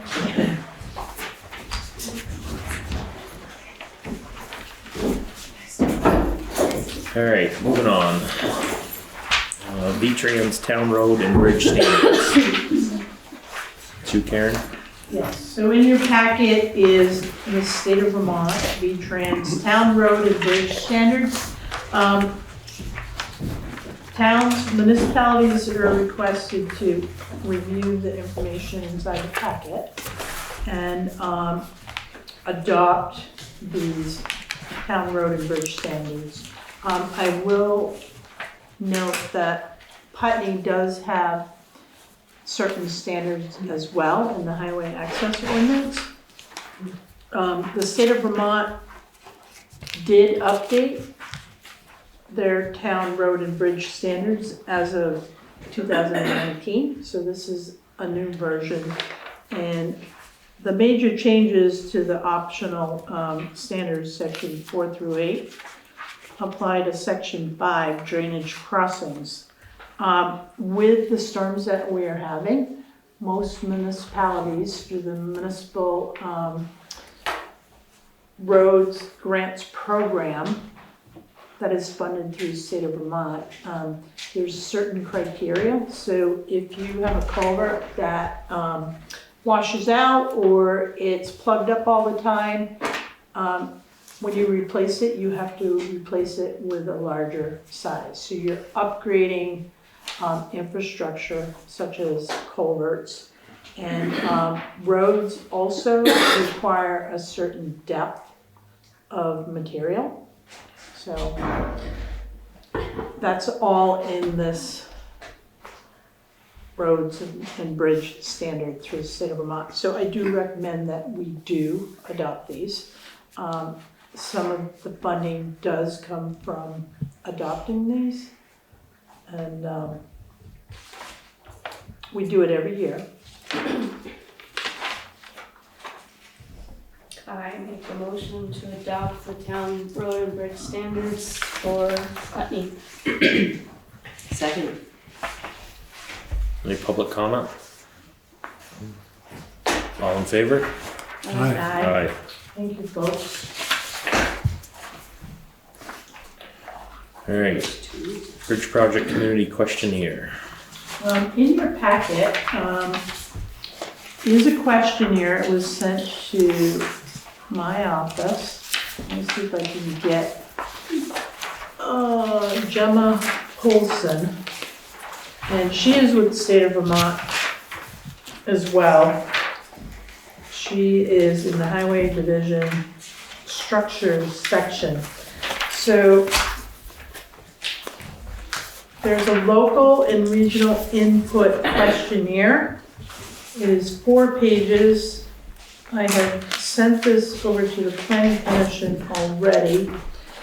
And so VTrans is initiating a project on Bridge 1, which is the bridge above I-91 at exit 4. So VTrans would like to hear from the town and get input and information relating to the area. So this questionnaire, community members can fill it out. Select Board, Planning Commission, myself, Highway Department, anyone in that area. I'm going to recommend that we put this on our website, put notice out. Yeah. And send it to Windham Windsor Housing Trust, and get their input. So this bridge, which may not see any work for years. Yeah. Maybe not in my time, but I think it's critical to have community input on this project, because that bridge over 91 at exit 4, I mean, people have to get to the other side. We have businesses. Yeah, so it's gonna be a complicated project. So again, I would like to get this questionnaire out. I would like to have the select board review it and, do the questionnaire. It's online. Individuals? Sure. I mean, I think the more input we have from the community, especially the village, because it can be an impact.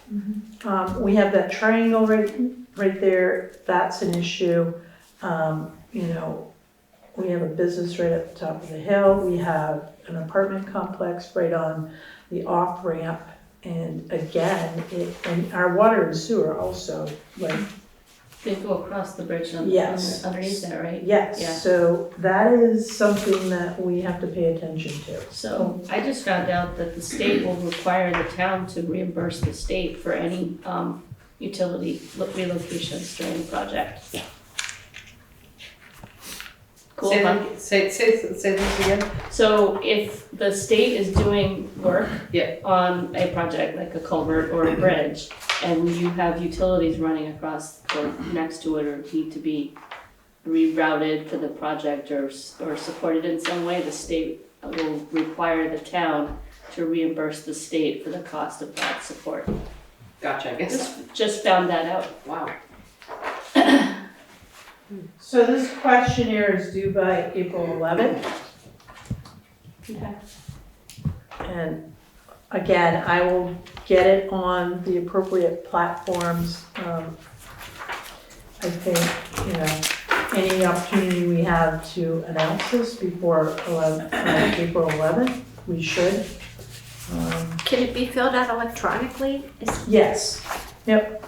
Could you send it? Did you already send it to us? Did you send it to us? I don't know. I can't I answer have a that memory question. of seeing this, but I'm not sure. I don't have a memory. That might have just been because it was in the packet. You saw it. I didn't see it. No, I'll definitely send it. Okay. And Well, and I mean, it looks like there there may be design considerations. I mean, we would have lots of opinions about that, I would imagine. Yeah. I mean, that's our access to the water. Right. You know, to the waterfront, it would be, this would be the time, if they were to redesign that, this would be the time to get a walkway so that we could walk to A sidewalk. a sidewalk so that we could walk to the That'd be dreamy. river, That'd be cool. you know. Yeah. yeah, so I can get that to you folks. Okay. It would have huge implications for businesses on that side if Yeah. people could easily Well, walk. you can't get on the highway without going over that bridge or off of it. What'd you say? You can't go on the highway without going on the bridge. Right. Can't hold a banner. You can't hold people. That's right. Great, thank you, Karen. This is important. Yes, it is. What would happen if they had to take it all the way The down? horror. It would be. Yeah. I don't know, how did they do the 91 bridge? Yeah, they got ways It'd around. be like living on Cape Cod again. They built that whole bridge on 91. Yeah, but they did left one lane open and Well, then I they, guess that's what they would do, they do something. no, but there was Build two a bridges, right? temporary bridge or something. Yeah. Oh, yeah. You have a hand up, Mr. Chair. Mr. Fairman. Mr. Chairman, I'll just put into consideration, so to speak, first, that what we're talking about, that bridge is really nowhere near Putney Landing. It's probably half a mile away. But if there's going to be a new bridge there someday, to have a pedestrian crosswalk, and also at the ramp to have a crosswalk there, just a plain, painted on the street. This would make a really big difference in pedestrian access to the river. Yeah. Thank you. Any other discussion on this? Okay, moving on. Selectboard Old Business. Town meeting warning, non-binding. This is in the packet because other non-binding for discussion purposes only. Item C. I had a discussion with Meg Mott. She is on the board for, no, is it C? No, hang on a minute. Yeah, it is C. She is on the board for Putney Mountain Association. So she has a conflict of interest and she would rather not moderate that article. So she's requesting a select board moderate. I select Fletcher as he has moderator experience. Fletcher, how do you feel about that? Well, It'll be interesting. I never did moderate the same way Meg's style is, but I'm happy to use my own style. That's fine. Yeah. I wouldn't, you have a style, you know how to, the back and forth with I'm a the, little rusty, but I'm sure I could. I bring think it you back. can handle this one article. If you don't mind doing it. Yeah. She just feels she should not speak No, or control the conversation. I'll be happy to step in. Thank you for doing that. You're all set with that then? Yes. Okay. Fire service reimbursement ordinance.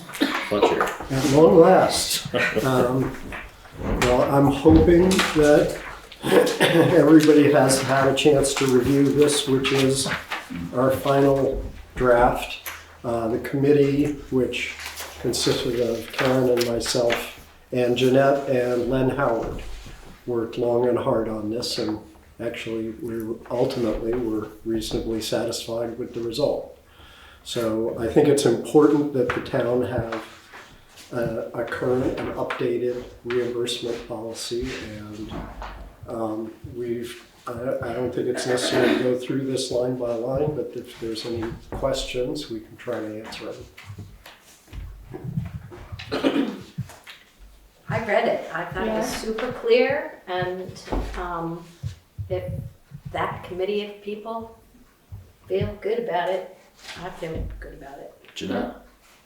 So I know that Mr. Fairman is going to have some comments, but before he does, I might want to comment after he makes some of his comments, but I just, that I was very vocally opposed to this, the way this was not only written but handled, kind of. So now I felt it was important for me to come to the meeting tonight to show that I do support this. I think that I'll just make a couple comments. First of all, we separated the ordinance from the rate schedule because they're two entirely different things. So we have an ordinance. The rate schedule is worked on every year. It's updated just like the other rate schedules that we have. So we separated that. And we also, I think it now addresses the most egregious kinds of issues, things like nuisances, maliciousness. If you look at the motor vehicles, it isn't all motor vehicles. It's certain motor vehicles that are caused by gross negligence or that require certain things. It has removed all the references to medical, which was important to me. And it was reorganized for clarity, so that there were some things where the enforcement was different than the administration and in the old one, and just felt that reorganizing it like this made it much clearer and easier to read and easier to understand. And we angsted a lot about some of the definitions and didn't end up ever throwing any punches, but disagreed. No, we were good. Yes, we were very, very cordial, and I think that we've come up with a good. And Len was very helpful, coming from the fire department perspective. So I just wanted to tell you that I'm supportive of it, and Mr. Fairman, I know has some concerns, and hopefully we can address those. And yeah, thank you. Thank you. Thank you. You're a big help. Mr. Fairman? How about me? Thanks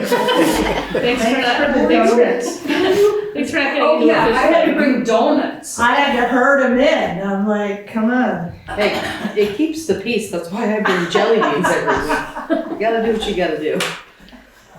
Go ahead, Mr. Fairman. Sorry, I didn't bring donuts or jelly beans. Only takes one person. Mr. Chairman, first, a procedural query. Does our Town of Putney Select Board intend to adopt this ordinance this evening? That was the intent.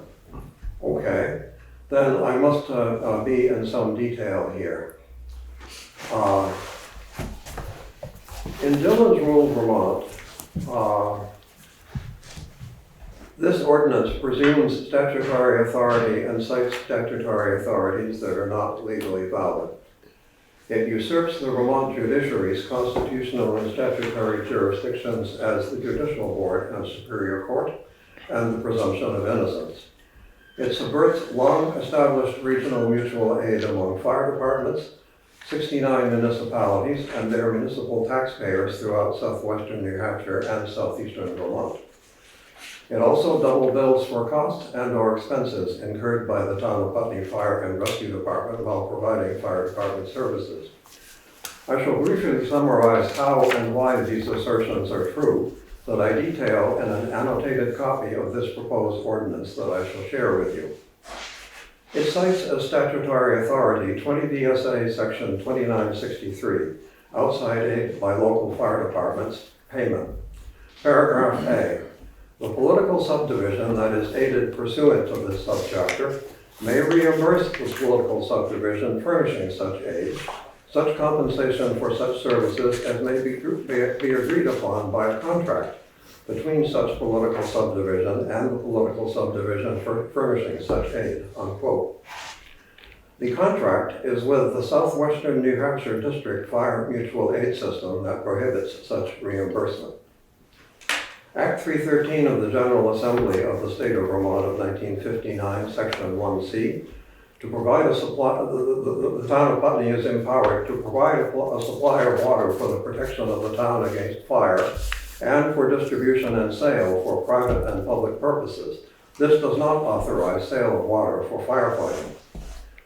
24 VSA Section 1974A, Enforcement of Civil Ordinance Violations. Paragraph B. All civil ordinance violations except municipal parking violations where the penalty is $800 or less shall be brought before the Judicial Bureau pursuant to Title IV and this chapter, unquote.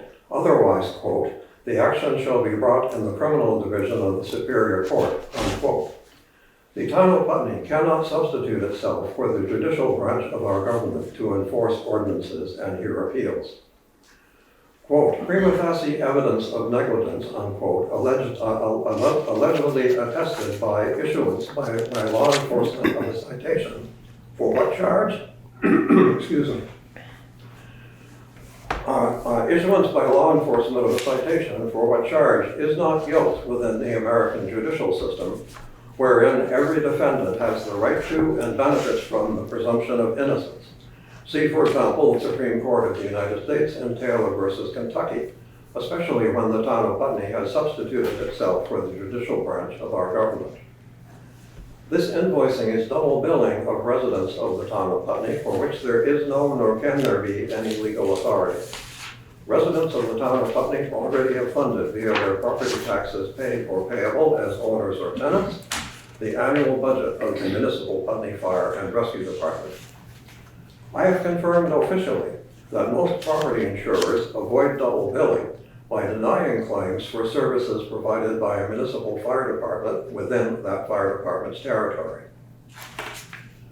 Billing or invoicing for mutual aid provided within the boundaries of the Southwestern New Hampshire District Fire Mutual Aid System by 16 municipalities in New Hampshire, Vermont, and Massachusetts that are members of this mutual aid system to recipients that are residents of municipalities that are members of this mutual aid system is prohibited by bylaws 8 and 11 of this mutual aid system and by clause 3B of the agreement entered into with this mutual aid system and executed by the Town of Putney.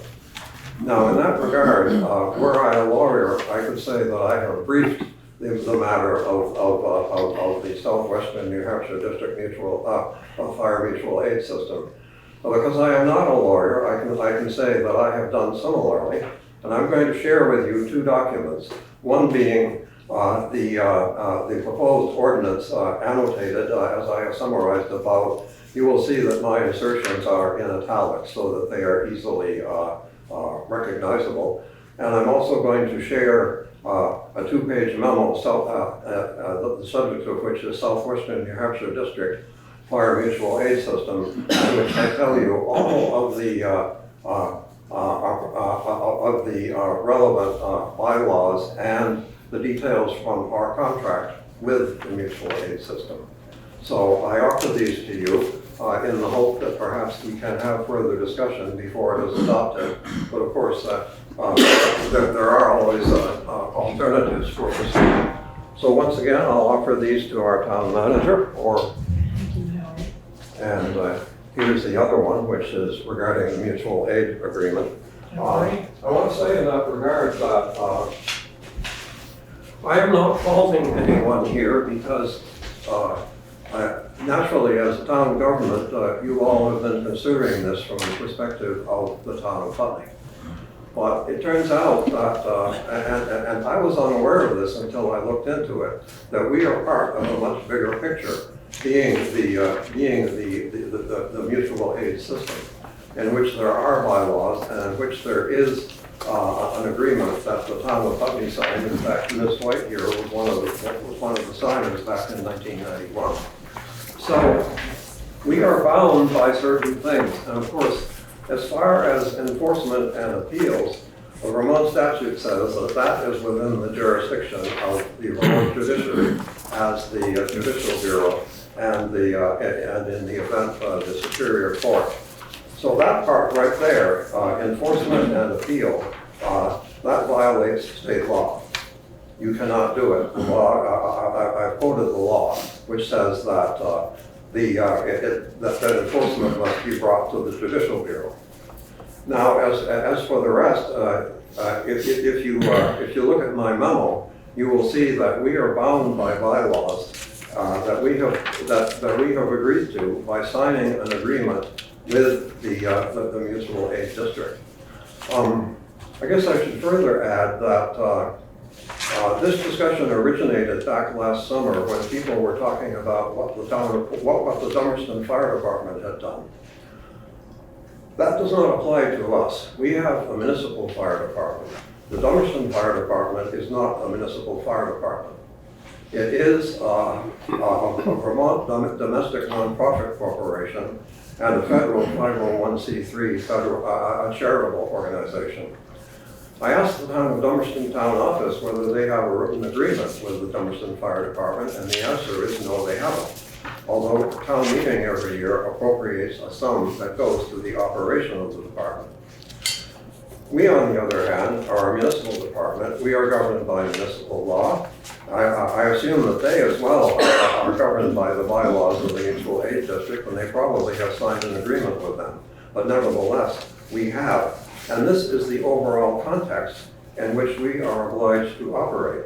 And once again, I do not cast any reflections on anyone here who has been looking at it from the perspective of the town of Putney.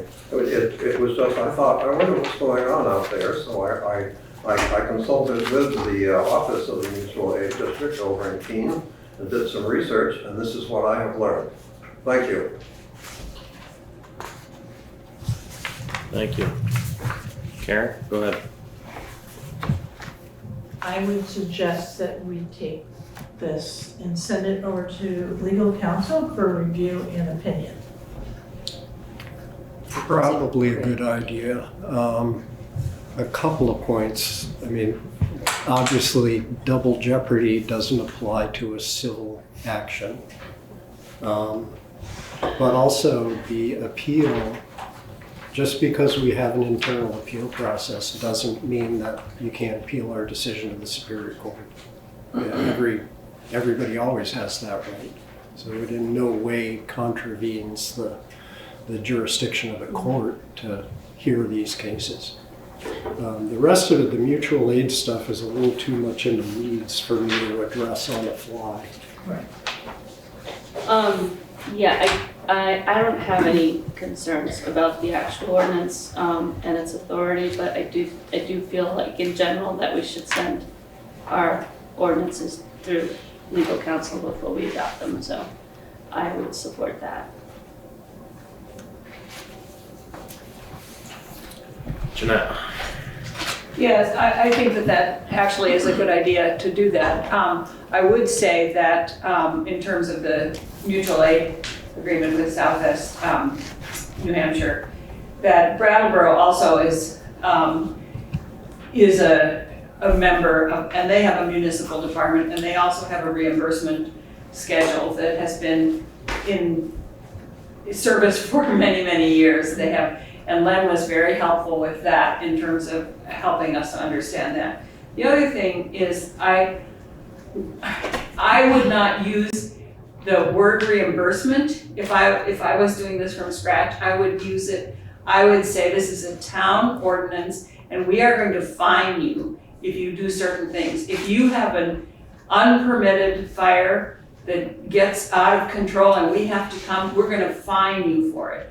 We're gonna fine you if your alarm goes off in a nuisance way more than 3 times. We're gonna fine you if we come to your establishment and we tell you, you have to make these, it's in there, I'm not sure how it's worded, but you have to make these changes in your system because you are you're not being safe fire.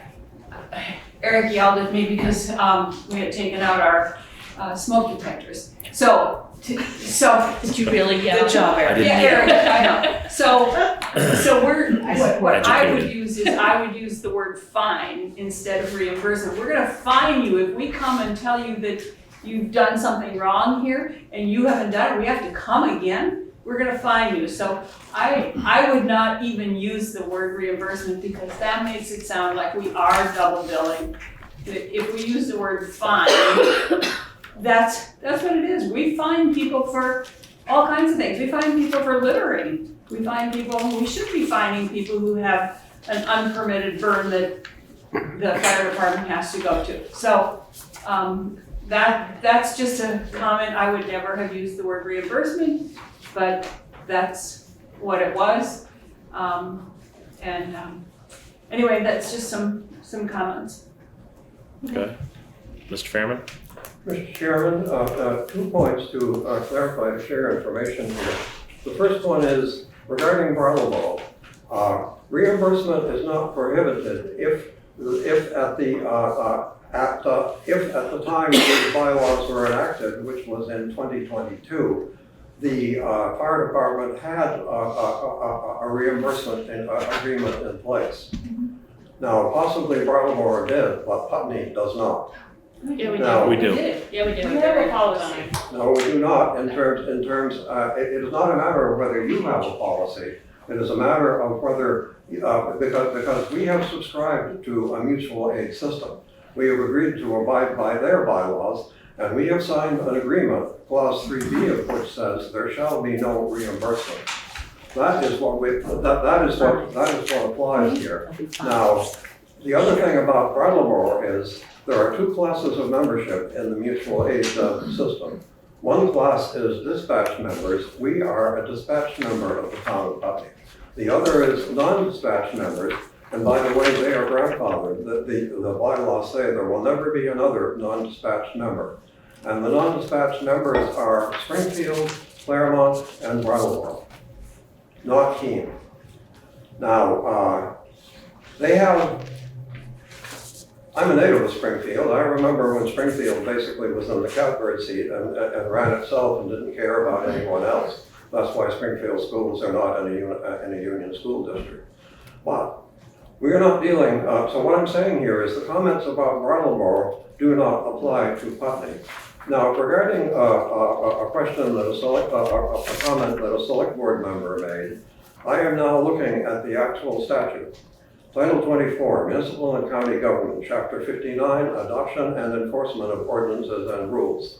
24 VSA, Section 1974A, Enforcement of Civil Ordinance Violations. All civil ordinance violations except municipal parking violations and all continuing civil ordinance violations where the penalty is $800 or less shall be brought before the Judicial Bureau pursuant to Title 4 and this chapter. It does not differentiate at that level between criminal and civil violations. In fact, it says all civil ordinance violations. So I'm afraid that we are caught there. If you think you have a way around it after due consideration, let's hear it. I emphasize once again, I'm not a lawyer, but of course all citizens are encouraged to look at the law, and the law says all civil violations shall be brought before the Judicial Bureau. Now, I take that literally, and as I say, I know that I'm dealing with an excellent attorney, and there may very well be a counter argument, but if so, I should like to hear it. I agree that the best thing to do would be to refer it to council and see where we can go from there. Sounds good. We've decided on that then. I think given the hour in particular, we might as well just proceed directly to that. I mean, I'm not seeing an issue about the Judicial Bureau being where it ends up for collection, but good idea to have council review it. Yeah. Just as a matter of course, because it's an ordinance with force of law. And next up, the permit to Kindle Fire. Is that going to be the same? We stuck that on here because it's implicated in some of the wording of the ordinance. This is sort of the standard permit, burn permit that the state uses that has been mildly adapted to be a Putney burn permit. I think that's an issue that it came up in our discussion, and there are certain burns defined in the statute that don't require permits. Right. Unless there happens to be a burn ban in effect. So the question that came up was, should we require a burn, that people call in for a burn permit for any burn? Because that's the only time they would talk to the fire warden and have the fire warden say to them, oh no, you can't be burning today, we're under a ban right now.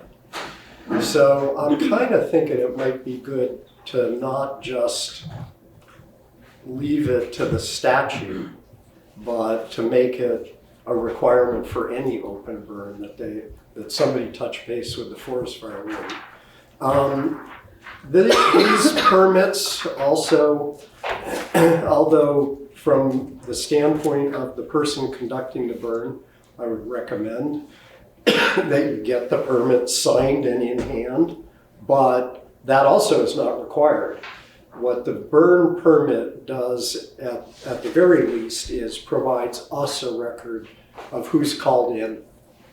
So it's actually something that would be kept by the warden.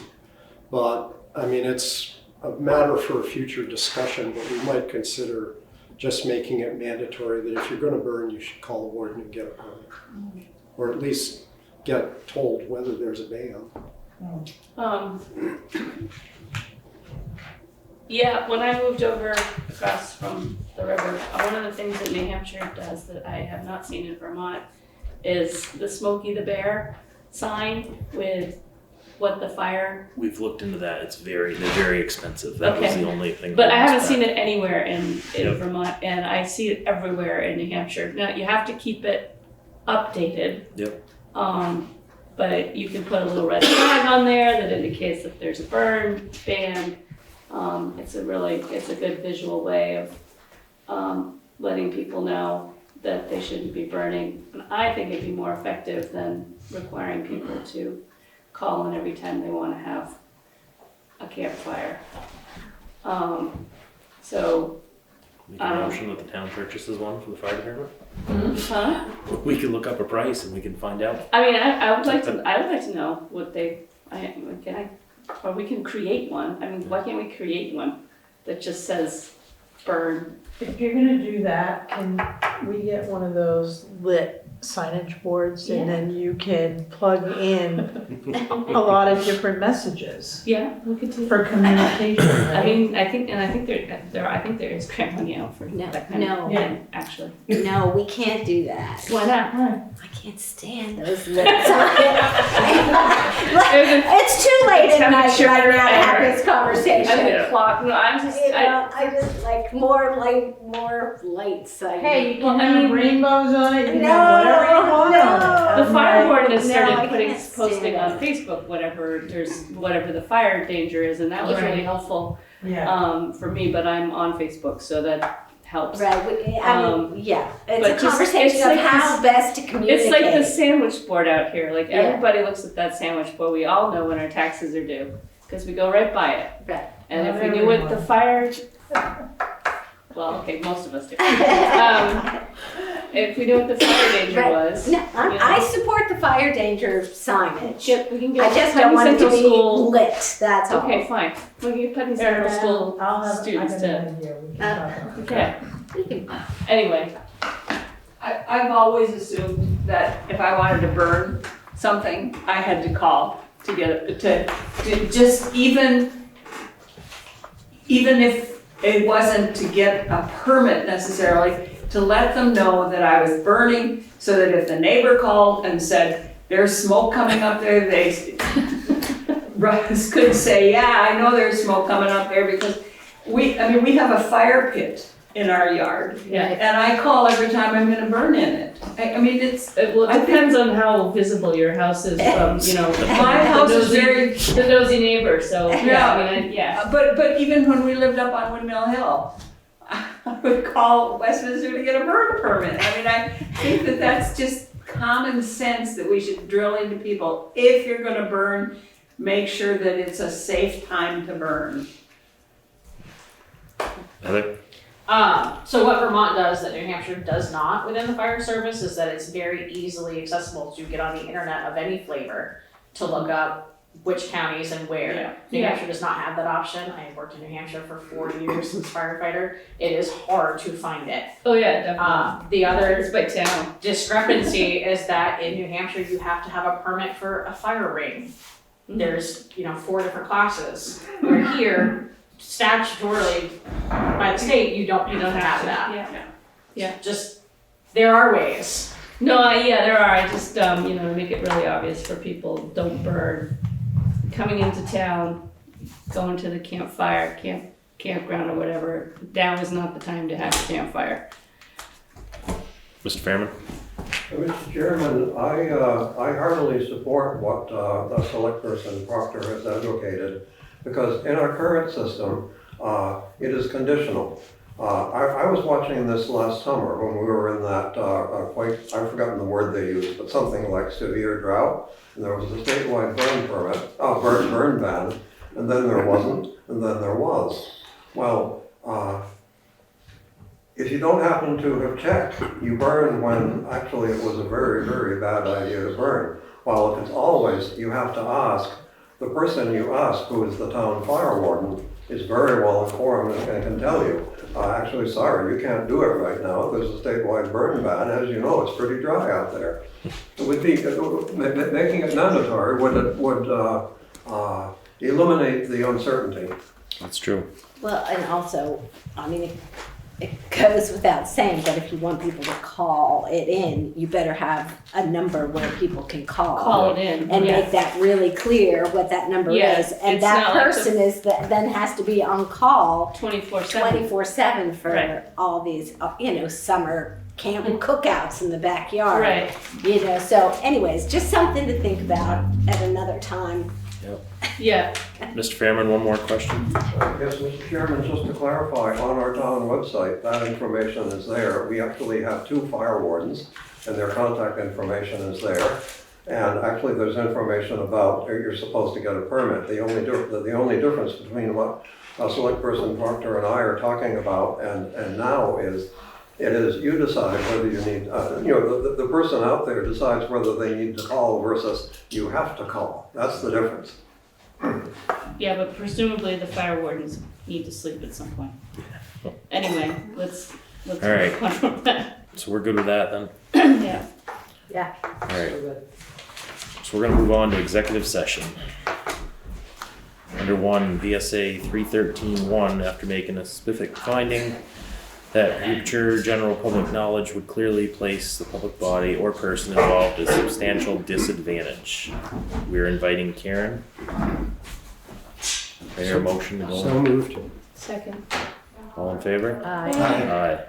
And are we making a decision or anything? That's Fletcher's. No act? No, I don't Okay. expect so. All right.